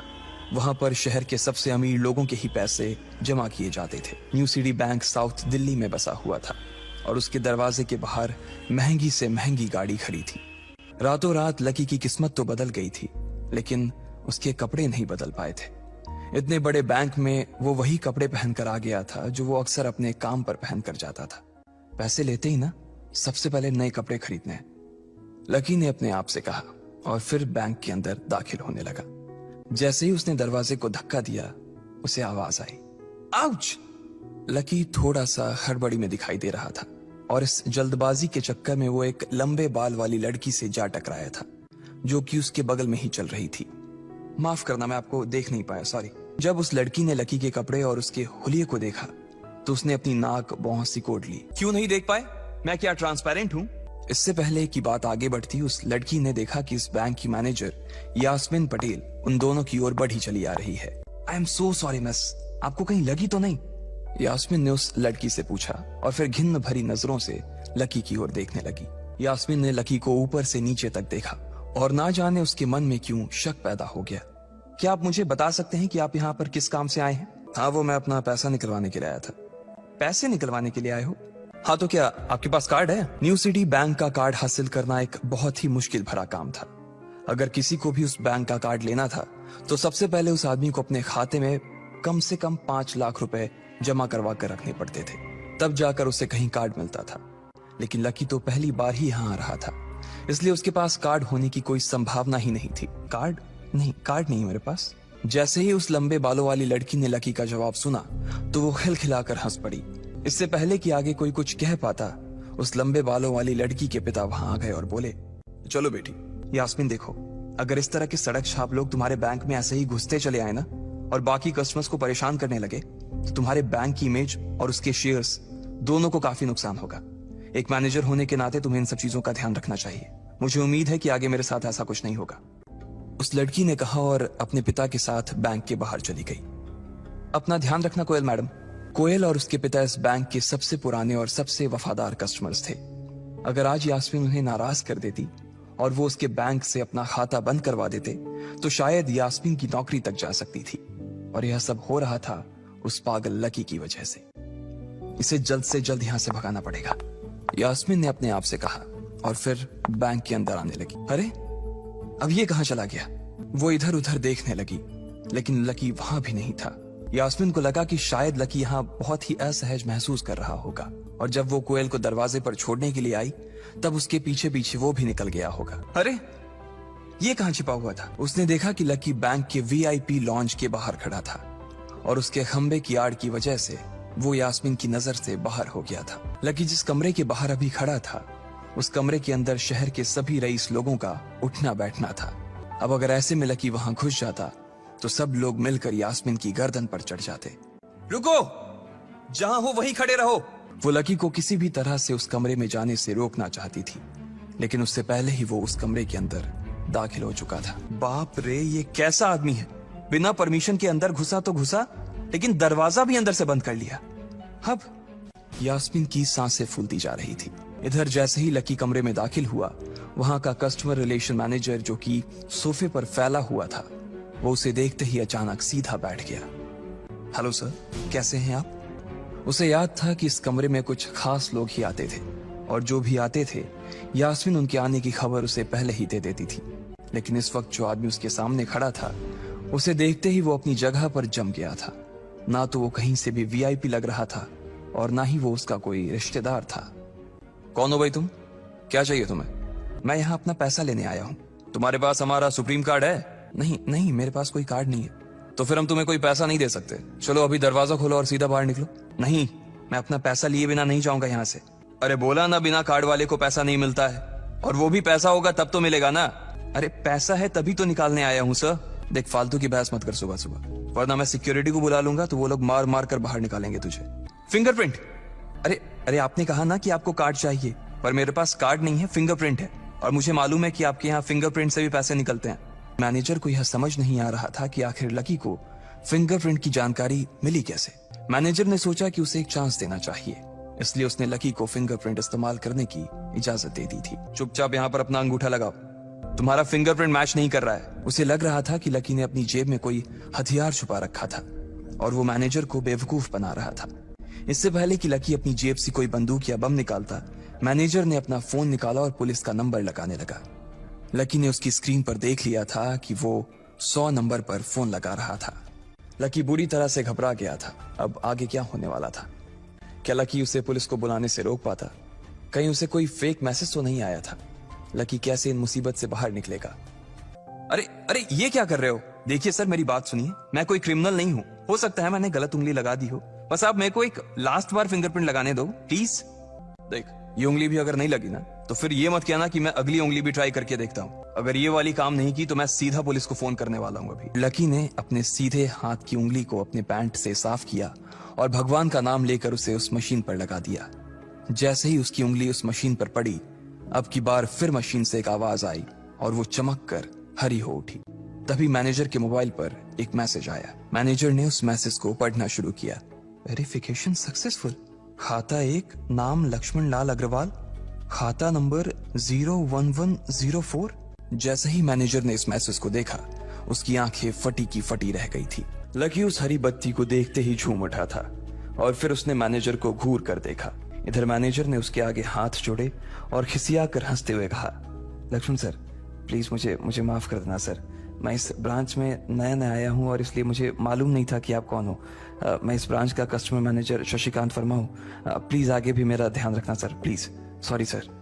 हाँ ठीक है, तो मुझे ये बताओ कि मेरे खाते में कितने पैसे रखे हुए हैं, लकी ने कहा और वो अब सोफे पर बैठ गया। मैनेजर उसके सामने ही खड़ा हुआ था और उसके खाते की जानकारी अपने फोन पर ही निकाल रहा था। हो गया सर, आपके खाते में इस वक्त 90 करोड़ 80 लाख 70,650 रुपए रखे हुए हैं सर। लकी की शक्ल देखकर तो यही लग रहा था कि उसकी उम्र 20 से 22 साल से ज्यादा नहीं थी। शशिकांत अपने मन में ये सोच रहा था कि दुनिया के 99% लोग ही अपनी पूरी जिंदगी काम करने के बाद भी इतना पैसा नहीं कमा सकते थे जितना कि लकी के खाते में इतनी छोटी सी उम्र में रखा हुआ था। लेकिन लकी ने इधर जब उसके फोन में अपने खाते पर पड़ी हुई जानकारी को देखा तो उसे कुछ अजीब सा लगा। उसे लग रहा था कि उसे तुरंत इतने पैसों के हिसाब से अब अपनी जिंदगी को ढालने की कोशिश करनी शुरू कर देनी चाहिए, वरना उसके साथ वही होने वाला था जो आज बैंक में उसके साथ हुआ था। अरे सर, खाते में पैसे के अलावा और भी चीजें हैं जो मैं आपको बताना चाहता हूँ सर। सर, एक तो आपके खाते में एक फरारी जुड़ी हुई दिखा रहा है सर। इसके अलावा आपके खाते में 2 किलो सोने की 100 ईंटें रखी हुई हैं, 5 किलो सोने की 20 ईंटें, पिकासो की 3 असली पेंटिंग है, 20 हीरे हैं 24 कैरेट के और भी बहुत कुछ है सर। इतना सारा धन देखने के बाद शशिकांत की आंखें तो बाहर ही निकल आई थी। जितना पैसा और सोना और जायदाद उसके पास था उसका 10% भी इस ब्रांच में किसी और के पास नहीं था। ठीक है, चलो मुझे एक कार्ड दे दो तुम। जी सर, मैं अभी आपके लिए एक नया कार्ड बनवा देता हूं सर। मुझे बस 10 मिनट दीजिए सर, बस 10 मिनट। जितनी देर में लकी ने अपने फोन पर फिर से उस मैसेज को खोलकर देखा उतनी ही देर में मैनेजर उसके लिए एक चमकता हुआ सुप्रीम कार्ड लेकर उसके सामने आ गया था। लेकिन उस कार्ड को देखने के बाद ना जाने क्यों मैनेजर को ऐसा लग रहा था कि यह कार्ड लकी की संपत्ति के आगे कुछ भी नहीं था। फिर भी मैनेजर इसमें कुछ नहीं कर सकता था क्योंकि वो जानता था कि उसके पास इस ब्रांच में इससे बड़ा और कोई कार्ड नहीं था। इसलिए फिलहाल वो लकी को यही दे सकता था। लीजिए सर आपका कार्ड, पासवर्ड वगैरह सर आपको ईमेल पे मिल जाएगा। इधर यास्मीन परेशान हुए जा रही थी। वो जानती थी कि अगर कुछ भी गड़बड़ हुआ तो सबसे पहले उसकी नौकरी जाने वाली थी। जैसे ही परेशान यास्मीन ने अपनी नजर उठाकर फिर से उस कमरे की ओर देखा तो पाया कि लकी बहुत ही आराम से उस कमरे से बाहर निकलकर दरवाजे की ओर बढ़ता चला जा रहा था। ए, रुको, तुम्हारी हिम्मत कैसे हुई जबरदस्ती हमारे वीआईपी रूम में घुसे चले जाने की? मैंने पहले भी कहा था ना आपसे, मैं यहाँ सिर्फ अपना पैसा लेने आया था और कुछ नहीं। यास्मीन ने देखा कि उसके हाथ में एक सुप्रीम कार्ड था और वो उसकी उंगलियों के बीच चमक रहा था। यास्मीन के दिमाग में आया कि लकी ने ये कार्ड कहीं अंदर से चुरा तो नहीं लिया, और इससे पहले कि वो यहाँ से चोरी करके भागता यास्मीन जोर से चिल्लाई, सिक्योरिटी सिक्योरिटी, ये चोरी करके भाग रहा है, पकड़ो इसे। लकी ने जब यास्मीन के मुंह से ये बात सुनी तो उसके कान खड़े हो गए। इससे पहले कि वो वहां से अपनी जान बचाकर भाग पाता सिक्योरिटी वालों ने उसे धर दबोच लिया था और फिर उसकी जेब टटोलने लगे थे। इधर यास्मीन ने देखा कि उस सुप्रीम कार्ड पर उसने अपना नाम भी गुदवा लिया था। तुम्हारी इतनी हिम्मत कि तुमने शशिकांत सर को डरा कर अपना नाम भी लिखवा लिया इस पर। इसकी जेब चेक करो। मैडम, इसकी जेब में तो कुछ नहीं है, बल्कि फटी हुई जेब है इसकी। मैडम, हो सकता है ये इसी जेब में चाकू रख कर लाया हो और उसको निकालते वक्त उसी चाकू से इसकी जेब फट गई होगी। मुझे तो ऐसा ही लग रहा है। अरे पागल हो क्या? ये सब आप लोग क्या बोल रहे हो? शशिका! इससे पहले कि लकी आके कुछ बोल पाता एक गार्ड ने उसके दोनों हाथों को मरोड़ दिया था। यास्मीन ने तुरंत अपना फोन निकाला और पुलिस को फोन मिलाते हुए कहा, हेलो पुलिस स्टेशन, मैं न्यू सिटी बैंक से बोल रही हूँ। हमारे बैंक में एक सनकी चोर घुस आया है और उसने हमारे कस्टमर मैनेजर का खून कर दिया है। आप प्लीज जल्दी आ जाइए सर। जैसे ही बाकी लोगों ने भी अपनी आंखों के सामने ये मंजर देखा तो वो सब लोग भी लकी के आसपास घेरा बनाकर खड़े हो गए। अंदर बैठे मैनेजर ने जब इस हलचल को देखा तो वो भी अपना सारा सिस्टम बंद करके बाहर आ गया। अरे क्या हो रहा है ये सब? सर आप जिंदा हैं? मैं क्यों इतनी जल्दी मरने लगा? और तुमने ये सब क्या तमाशा लगा रखा है? उसने कहा और फिर उस भीड़ की ओर बढ़ने लगा। जैसे ही वो आगे आया उसने देखा कि उन लोगों ने लकी को गन पॉइंट पर बैठा रखा है। अरे किसने किया ये? शशिकांत तुरंत लकी की ओर दौड़ा और उसने उसके पास खड़े दोनों गार्ड्स को हटा दिया। फिर लकी को उठाने के लिए उसने अपना हाथ उसकी ओर बढ़ा दिया और बोला, sir I am really sorry sir, इस बेवकूफी के लिए मैं आपसे माफी मांगता हूं sir. I am really sorry sir. Shashikant उसके पैरों में ही गिरने को हो गया था। लकी उसका हाथ पकड़कर खड़ा हुआ। आप पूछ रहे थे ना ये किसने किया? इसने किया है ये, और इसने सिर्फ इतना ही नहीं किया बल्कि इसने पुलिस को भी बुला लिया है। इसे लग रहा है कि मैं कोई क्रिमिनल हूं जिसने आपका खून कर दिया है और आपसे ये कार्ड चुरा कर भाग रहा हूं, ये कार्ड जो आपने मुझे दिया है। लकी ने यास्मीन की ओर उंगली दिखाते हुए गुस्से में कहा, यास्मीन जो मैं सुन रहा हूं क्या वो सच है? सर मुझे लगा कि ये जबरदस्ती अंदर घुस आया है और इसने आपके ऊपर हमला करके आपसे जबरदस्ती ये कार्ड बनवा लिया है और फिर आपको मार दिया है सर। उसकी डरी सहमी सी आंखों में अब आंसू ही आ गए थे। मैनेजर ने जब उसकी ये बात सुनी तो उसने अपना सिर पकड़ लिया। तुम्हें मालूम है ये कौन है? अरे ये लक्ष्मण अग्रवाल है, लक्ष्मण अग्रवाल खानदान का वारिस। तुम्हें पता है ना कि अग्रवाल खानदान का खाता हमारे बैंक की जितनी भी शाखाएं हैं उसमें सबसे बड़ा खाता है। यास्मीन ने जैसे ही ये नाम सुना उसके पैरों के नीचे से जमीन खिसक गई थी। वो जानती थी कि अगर न्यू सिटी बैंक इतनी ऊंचाइयों पर पहुंचा था तो उसके पीछे अग्रवाल खानदान का सबसे बड़ा हाथ था। इस बात का जिक्र उससे तब भी किया गया था जब उसने नौकरी ज्वाइन की थी। तुम्हें पता है इस लड़के के नाम पे कितनी प्रॉपर्टी है? ये अपने दम पर ना इस पूरे एरिया को खरीद सकता है। अब सबसे पहले तो पुलिस को फोन करो और उनसे कहो कि हमसे गलती हो गई थी, और उसके बाद जाकर तुम उनसे भी माफी मांगो, और अगर उन्होंने तुम्हें माफ कर दिया तो तुम्हारी किस्मत, वरना समझ लेना कि तुम्हारी नौकरी चली गई। वैसे तो वो जानती थी कि उसे माफी मांगने से उसकी किस्मत बदलने वाली तो थी नहीं, फिर भी उसने एक बार कोशिश करनी चाहिए और लकी से कहा, सर मैं आपको गलत समझ रही थी सर, एक्चुअली आपके। यास्मीन ने उसके कपड़े को देखा और एक सांस लेते हुए आगे बोली, सर प्लीज मुझे माफ कर दीजिए सर, मेरी इंटेंशन आपको हर्ट करने की बिल्कुल भी नहीं थी। मैं तो जो कुछ कर रही थी बैंक की सेफ्टी के लिए कर रही थी सर। इट्स ओके, कोई बात नहीं है, लकी ने कहा और उसके हाथ से अपना सुप्रीम कार्ड लेकर निकल गया। यास्मीन को अपने कानों पर तो विश्वास ही नहीं हो रहा था। उधर लकी को अपने आप पर विश्वास नहीं हो रहा था कि वो रातों रात इतना अमीर हो गया था। आखिर लकी इतने पैसों का क्या करने वाला था? क्या उसके खाते की बैलेंस की तरह वो भी रातों रात बदल जाता?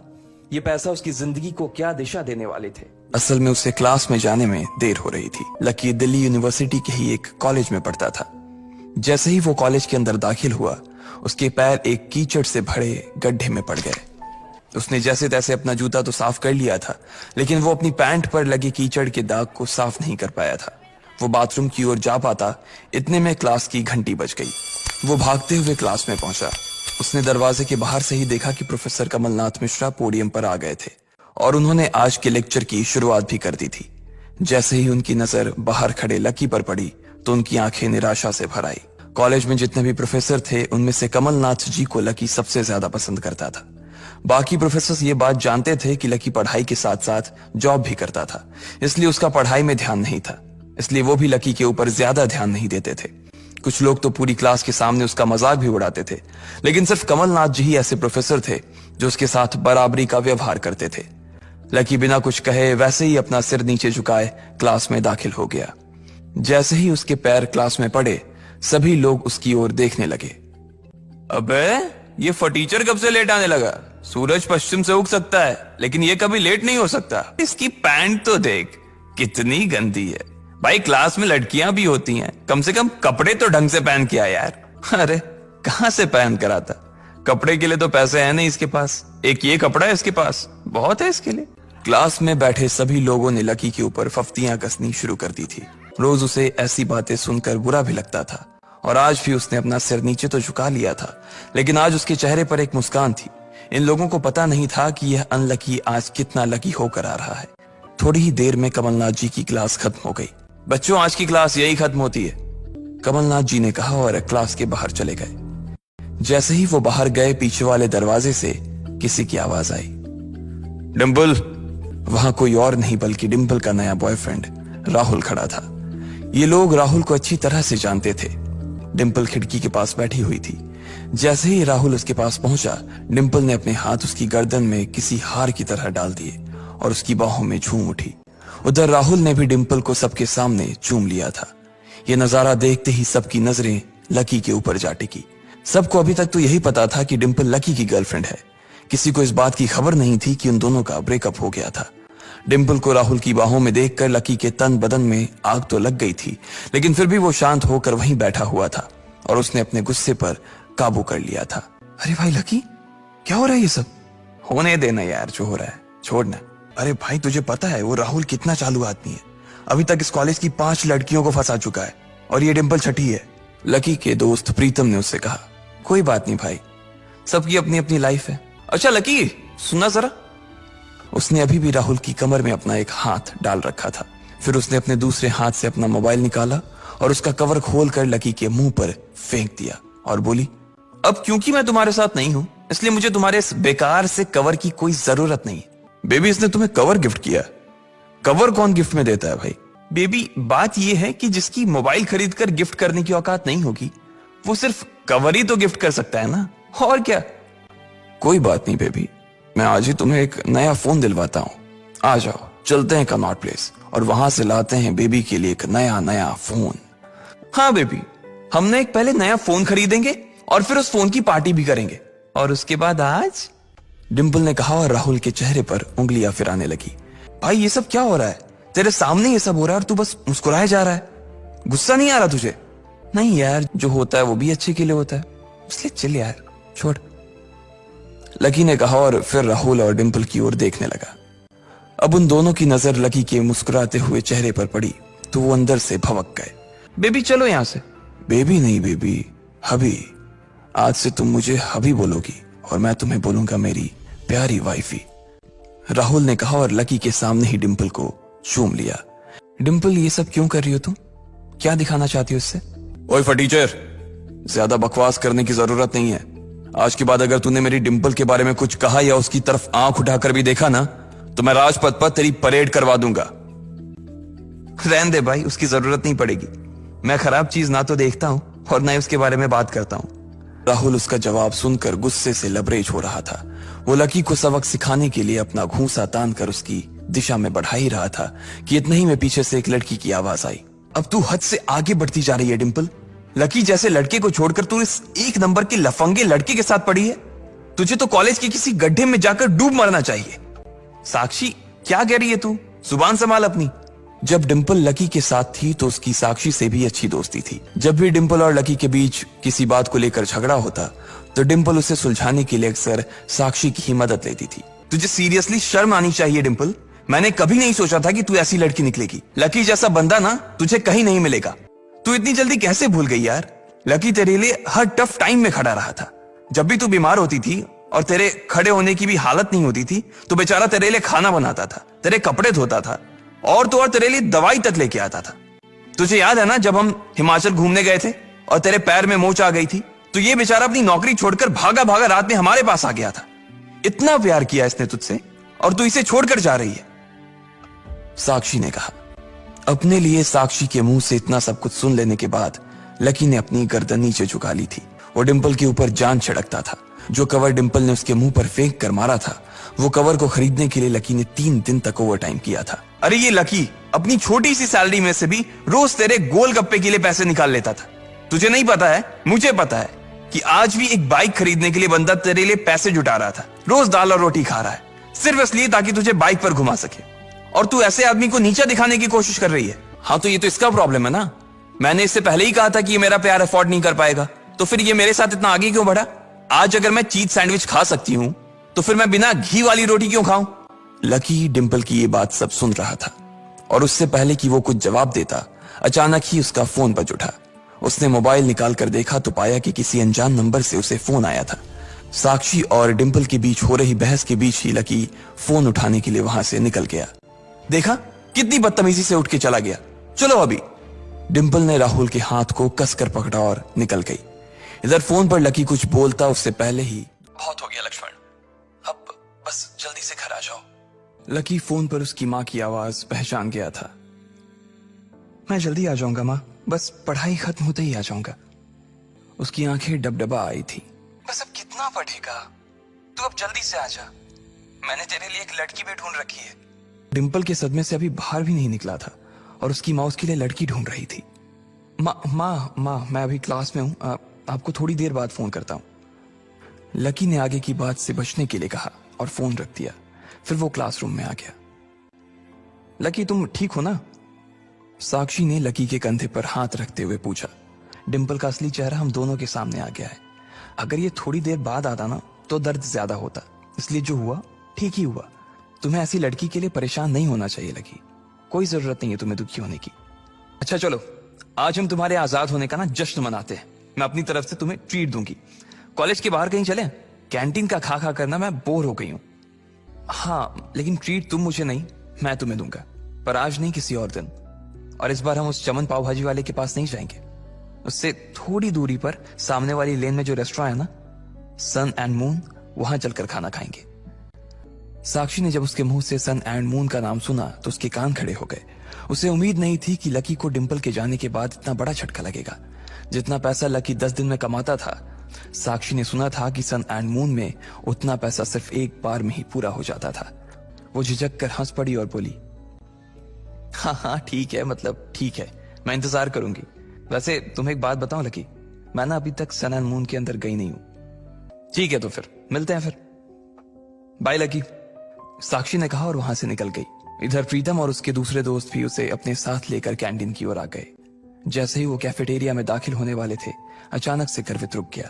उसकी आंखें उसके फोन पर गड़ी हुई थी और एक पल के लिए फोन को देखने के बाद गर्वित ने कहा, भाई साहब ये अमित ने ग्रुप चैट पर अपनी फजीयत करवा ली यार। खोलो अपना ग्रुप चैट, खोलो अपना हॉस्टल वाला ग्रुप, देखो क्या लिखा है इसने। लकी और प्रीतम ने तुरंत अपना फोन निकाला और हॉस्टल वाला ग्रुप खोल लिया। दोस्तों, आज से तुम्हारा भाई अमित सबके सामने ये ऐलान करना चाहता है कि तुम्हारा भाई फिर से सिंगल से मिंगल हो गया है। सबके सब जल्दी आओ हॉस्टल, आज का लंच तुम्हारे भाई की तरफ से है। चलो अच्छा है, किसी को तो लड़की मिली, वैसे भी इसका अकेलापन झेला नहीं जा रहा था। लकी ने कहा, चलो चलो हॉस्टल चलते हैं, साले की आज जमकर खींचेंगे। प्रीतम ने कहा। गर्वित और प्रीतम तो आगे बढ़ गए, लेकिन लकी वहीं रुक गया था। वो उनके साथ आने में थोड़ा सा झिझक रहा था। भाई मुझे मालूम है तू क्या सोच रहा है, लेकिन तुझे मालूम है कि हम क्या सोच रहे हैं? गर्वित ने कहा। क्या सोच रहे? प्रीतम और गर्वित दोनों मुस्कुराने लगे और लकी को देखकर बोले, आज के आज ही हम तेरा कमरा खाली कर देंगे। क्यों? क्योंकि तू फिर से हमारे साथ रहने के लिए आने वाला है साले। थैंक्स यार, तुम लोग हो तो मैं। इसके आगे लकी कुछ कह नहीं पा रहा था, लेकिन उसकी आंखों में दोस्तों के लिए प्यार साफ नजर आ रहा था। थोड़ी देर बाद जब वो तीनों हॉस्टल पहुंचे तो उन्होंने देखा कि एक लड़का और एक लड़की एक साथ एक पलंग पर हाथ पकड़कर बैठे हुए हैं। अरे अरे तुम लोग वापस आ गए। अमित ने चौंकते हुए लड़की का हाथ छोड़ा और तीनों को देखने लगा। बेबी ये मेरे दोस्त हैं। दोस्तों ये मेरी बेबी, मेरा मतलब है मेरी गर्लफ्रेंड है रोशनी, म्यूजिक सीख रही है। रोशनी ये मेरे रूममेट्स हैं, गर्वित, प्रीतम और लकी। लकी अब हमारे साथ नहीं रहता, लेकिन हमारे दिल में अभी भी जिंदा है। हाँ अमित भाई, पहले नहीं रहते थे, लेकिन अब भाई साहब हमारे साथ फिर से रहने के लिए आ रहे हैं। इसलिए आपने इनके बिस्तर पर जो वे प्रोटीन के डब्बे जमा रखे हैं ना, उन्हें जरा हटा लीजिए। ये सुनते ही अमित का चेहरा खुशी से खिल गया। वो चाहता तो यही था कि लकी, जो कि उन सबकी जान था, वापस आ जाए। पर क्या हुआ भाई, लैंडलॉर्ड से लड़ाई वड़ाई हो गई क्या? नहीं यार। अरे भाई लाइफ है, कभी धूप कभी छांव, चलता रहता है। तू ज्यादा सवाल मत कर यार, पलंग खाली कर यार जल्दी। प्रीतम ने कहा और रोशनी की ओर इशारा कर दिया। चलो तो फिर आज रॉबिस कैफे पर खाना खाने के लिए चलते हैं। रोशनी की रूममेट भी आने वाली है। तुम्हें और किसी को बुलाना है? लकी तो डिंपल को बुला देना, वो भी आ जाएगी। मैं और डिंपल अब साथ नहीं है यार। तुम और डिंपल साथ नहीं हो मतलब? ये कब हुआ यार? अब जो हो गया सो हो गया ना यार, सब आज ही जानना है क्या तेरे को? गर्वित ने उसे फटकारते हुए कहा। अमित समझ गया था कि इस बारे में बात करने के लिए सही मौका नहीं था। अमित हमें निकलना चाहिए यार, मेरी रूममेट्स का मैसेज आया है कि वो लोग निकल चुकी हैं। वो लोग पहले से ही बहुत भूखी हैं और अगर हमने उन्हें वेट कराया ना तो वो मुझे ग्रिल करेंगी यार। रोशनी ने कहा। हाँ अब ऐसा है तो प्रीतम जी, गर्वित जी और लकी जी, आप अपने अपने कपड़े बदलो। प्रीतम तू लकी को कुछ बढ़िया से दे देना यार, और प्लीज सब लोग जल्दी तैयार हो जाओ, हम लोग बाहर इंतजार कर रहे हैं। जहां अमित बार बार कमरे के दरवाजे की ओर देख रहा था, वहीं रोशनी अपने हाथ बांधे और मुंह फुलाए बरामदे के उस पार देख रही थी। क्या हुआ बेबी, तुम्हें ऐसा नहीं लगता कि तुम्हारे ये जो रूममेट्स हैं ये बहुत ही एवरेज हैं? मतलब तुम खुद को देखो ना गर्वित की शक्ल अच्छी है, ना प्रीतम की पर्सनालिटी में कोई अपील है, और चलो लकी तो फिर भी थोड़ा बहुत अच्छा लगता है, लेकिन वो जिस तरह से रहता है, जिस तरह के कपड़े पहनता है, उससे साफ दिखता है कि उसकी जेब टाइट है। अब ऐसे लोगों को मैं अपने रूममेट्स के सामने कैसे ले जाऊंगी यार, बताओ। अमित को उसकी बात सुनकर मन ही मन काफी अजीब लगा। हम सिर्फ खाना खाने ही तो जा रहे हैं, हम कोई ब्लाइंड डेट थोड़ी सेट कर रहे हैं इनके और तुम्हारे रूममेट्स के बीच। तो तुम फिर इतना परेशान क्यों हो रही हो? तुम्हें ऐसा लग रहा है कि मेरे रूममेट बाहर इतनी दूर इतनी धूप में सिर्फ खाने के लिए आ रही हैं? अमित तुम सच में डम्ब हो। अरे उन्होंने भले ही मेरे फेस पर ये बात ना कही हो, लेकिन मैं जानती हूं ना कि वो सिर्फ तुम्हारे रूममेट्स के लिए मिलने आ रही हैं। क्या पता किसी को कोई पसंद आ जाए तो। मैंने तुम्हारी फोटो दिखाई थी, तुम्हें देखते ही सबकी जुबान ऐसे ही लप-लप होने लगी थी, और उन्हें लगा कि तुम्हारे रूममेट्स भी तुम्हारे जैसे ही होंगे, इसलिए वो भी मुझे उन सबको भी खाने पर लाने के लिए कह रही थी। मैं लंच ही कैंसिल कर देती हूँ, बोल दूंगी कि अमित का ट्रेनिंग सेशन शुरू हो गया है। अरे नहीं यार नहीं, प्लीज ऐसा मत करो, अमित ने उसके आगे हाथ जोड़ते हुए कहा। अगर ऐसा हो जाता तो प्रीतम और गर्वित उसकी नाक में दम कर देते। वो दिखता पहलवान सा था, लेकिन उसे इन दोनों से बहुत डर लगता था। तो फिर ठीक है, अब वहां इनके साथ जो कुछ होगा ना, उसके लिए तुम मुझे ब्लेम मत करना प्लीज। रोशनी ने कहा और इससे पहले कि अमित उससे आगे कुछ कह पाता, रोशनी का फोन बज उठा। हेलो, हाँ कोयल, अच्छा तुम लोग पहुंच गए? हाँ हाँ, इतनी भी क्या जल्दी है यार, जब तुम मिलोगे तो खुद ही देख लेना। अच्छा, तुम्हारे सिर पर चोट? अच्छा अच्छा, ठीक है, हम बस आ ही रहे हैं। ये कोयल वही कोयल थी जो आज सुबह ही लकी से बैंक में टकराई थी। वो रोशनी की बहुत अच्छी दोस्त थी और इन सब में सबसे अमीर। इतने में गर्वित, प्रीतम और लकी कमरे से बाहर आ गए। इधर 3 सुंदर सी बन ठन के आई हुई लड़कियां एक टेबल पर पहले से ही बैठी हुई थीं। उनकी शक्ल, सूरत और कपड़े देखकर ये पता चल रहा था कि वो पैसे वाले घरों से थी। कोयल, तुम्हारे सिर पर लाल सा क्या लगा हुआ है? कहीं कोई चोट वोट लगी थी क्या? हाँ यार, आज सुबह मैं अपने पापा के साथ न्यू सिटी बैंक गई हुई थी, तो वहां पे एक गधे से टकरा गई। इतना बेवकूफ आदमी ना मैंने अपनी जिंदगी में नहीं देखा। मन तो कर रहा था उसका मुंह नोच लूं। आखिर क्या धमाका होगा जब कोयल और लकी फिर से एक दूसरे के सामने आएंगे। क्या वो लकी की इंसल्ट करेगी, वो भी उसके दोस्तों के सामने, या फिर लकी उससे इस बार जवाब देगा? हाँ, लेकिन पता नहीं आजकल न्यू सिटी बैंक के कस्टमर्स की क्वालिटी को क्या हो गया है। उनका स्टैंडर्ड ना दिन ब दिन गिरता ही जा रहा है। कैसे? अरे तुम अब जानती हो ना कि न्यू सिटी बैंक के अंदर आने वाले कस्टमर्स कैसे होते हैं। लेकिन जब मैंने उस लड़के को देखा ना तो मतलब तुम कहना क्या चाह रही हो? वो क्या कुछ ऐसा वैसा था, मतलब थोड़ा फटीचर टाइप का? हाँ, मुझे तो लगता है कि वो कोई पागल था जिसने ठीक से दुनिया, हो सकता है कि वो किसी पागल खाने से भाग कर आया था और सीधा न्यू सिटी बैंक में घुस गया था। पता नहीं बाद में उसके साथ क्या हुआ होगा। मैं तो उसी टाइम अपने पापा के साथ वहां से निकल गई थी। एनीवेज यार, अब तुम लोग भी क्या उसका टॉपिक लेकर बैठ गए? वैसे भी अब हम कभी मिलने वाले नहीं है। अरे यार, ये रोशनी और इसका बॉयफ्रेंड कहाँ रह गया? मैंने सुना है अमित स्पोर्ट्स कोटे से, इसलिए मुझे लगता है कि वो और उसके दोस्त भी एक जैसे होंगे। अब देखते हैं किसको कौन पसंद आता है, दिशा ने कहा और दरवाजे के बाहर देखने लगी कि तभी रोशनी, अमित, प्रीतम, गर्वित और लकी अंदर आ चुके थे। इससे पहले कि लकी पूरा अंदर घुस पाता, उसने प्रीतम से कहा, तुम लोग जाओ, मैं जरा वॉशरूम से होकर आता हूं। इधर प्रीतम, गर्वित ने जैसे ही कोयल, दिशा और मानसी को देखा, उन दोनों की आंखें फटी की फटी रह गई। अरे कोयल, दिशा, मानसी, किस बारे में बात हो रही है भाई? पता है तुम्हारे हंसने की आवाजें बाहर तक आ रही हैं। रोशनी की बात सुनते ही उन तीनों ने रोशनी की तरफ देखा। उसके पीछे ही अमित खड़ा था और अमित के पीछे गर्वित और प्रीतम खड़े थे। जैसे ही उन लड़कियों की नजर गर्वित और प्रीतम पर पड़ी, उनकी जैसी तो बत्ती से ही गिर गई। उन्हें जैसी उम्मीद थी, वो दोनों लड़के दूर दूर तक उसके आसपास भी नहीं थे। अपनी सहेलियों की बुझी हुई शक्ल देखने के बाद रोशनी ने अमित को गुस्से से घूर कर देखा। अमित के पास सिवाय मुस्कुराने की और कोई चारा नहीं था, लेकिन आज पहली बार उसे भी अपने दोस्तों पर शर्म आ रही है। चलो चलो बैठते हैं। तम दिशा की ओर बढ़ ही रहा था, लेकिन उससे पहले ही दिशा उठकर मानसी के बगल में बैठ गई। उसकी इस हरकत से यह तो साफ हो गया था कि वो प्रीतम को नापसंद करती थी और ना ही उसके साथ बैठना चाहती थी। टेबल पर कुल 4 लकड़ी के स्टूल लगे थे और एक स्टूल पर 2 लोग बैठे थे।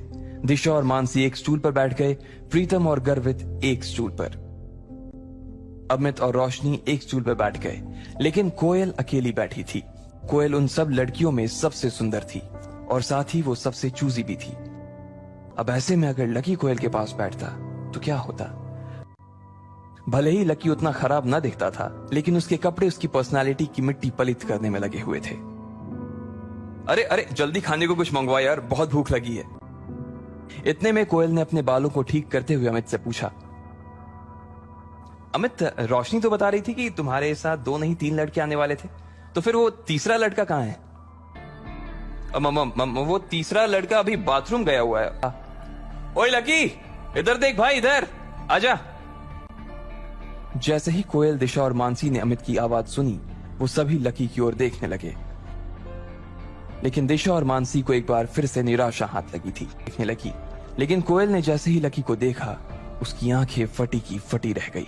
इधर लकी भी उसे देखते ही पहचान गया था। वो समझ गया था कि कोयल को उसे देखते ही उससे नफरत हो गई थी। जब लकी को और कहीं बैठने की जगह नहीं मिली, तो वो आखिरकार कोयल के पास जाकर बैठ गया।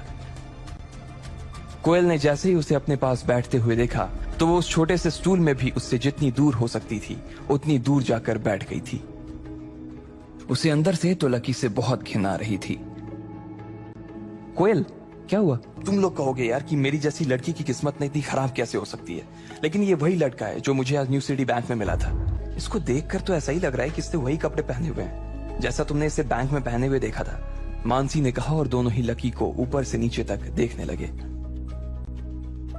अरे तुम लोग एक दूसरे के अंदर ऐसे घुस कर आखिर किस बारे में बात कर रहे हो भाई? रोशनी ने पूछा। दिशा ने कोयल और लकी के बीच हुई उस टक्कर के बारे में रोशनी को बताया तो उसकी आंखें खुल गई। प्रीतम, अमित, रोशनी, गर्वित और कोयल सभी की नजर लकी के ऊपर टिकी हुई थी।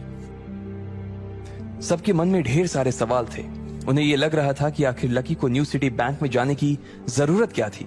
कोयल ने एक ठंडी सी मुस्कान के साथ रोशनी को देखा और बोली, रोशनी तुम अपने बॉयफ्रेंड के साथ मजे करो, मुझे थोड़ा सा काम इसलिए मैं निकल रही हूँ, जा रही हूँ, बाय। रोशनी को तो पहले ही से मालूम था कि ऐसा कुछ होने वाला था, फिर भी उसने कोयल को रोकने की कोशिश की थी मगर वो नहीं रुकी। रोशनी का गुस्सा भरा चेहरा देखकर इधर अमित अपने आप को कोस रहा था कि आखिर वो इन लोगों को अपने साथ क्यों लेकर आया। लकी ने जब देखा कि सारी गड़बड़ उसकी वजह से हो रही थी और कोयल लगभग दरवाजे पर पहुंच गई थी तो वो जोर से चिल्लाया और बोला, रुको! बैंक में जो कुछ हुआ उसके लिए मैं बैंक में ही माफी मांग चुका हूँ। देखो, मुझे नहीं मालूम था कि तुम्हें मेरी गलती की वजह से ऐसी चोट आ जाएगी। I am really sorry. Koyal ने कोई जवाब नहीं दिया और वहां से फिर से निकलने लगी। लकी ने उसे फिर से रोका और कहा, अरे तुम अपना ये पर्स वहां भूल गई थी, मैं तो बस यही देने आया था तुम्हें, इसमें तुम्हारा सिटी बैंक का वो सुप्रीम कार्ड होगा ना? कोयल मन ही मन सोच रही थी कि इस आदमी की न्यू सिटी बैंक का जब कोई कार्ड था ही नहीं तो फिर इसे कैसे पता चला कि वहां कौन सा कार्ड चलता है। जैसे ही कोयल दरवाजे से बाहर होने वाली थी इतने में उधर से कोई रईस ज्यादा सामने आया और कोयल से जानबूझकर टकरा गया। इडियट, देख कर नहीं चल सकते क्या? और वो जिस तरह से कोयल को देख रहा था उसकी शक्ल से साफ पता चल रहा था कि उसकी नीयत अच्छी नहीं थी। अरे बेबी क्या हुआ, चोट लगी है, मलहम लगा दूं क्या? इतना कहते ही वो आदमी कोयल की दिशा में आगे बढ़ने लगा। लकी कोयल से थोड़ी ही दूरी पर खड़ा था। सभी लोग बस देखे जा रहे थे। अब आगे क्या होगा? क्या लकी कोयल को बचाने के लिए बीच में आएगा या उसे वो अपनी किस्मत के भरोसे छोड़ देगा? जानने के लिए सुनते रहे Insta Millionaire only on Pocket FM। Download the Pocket FM app now.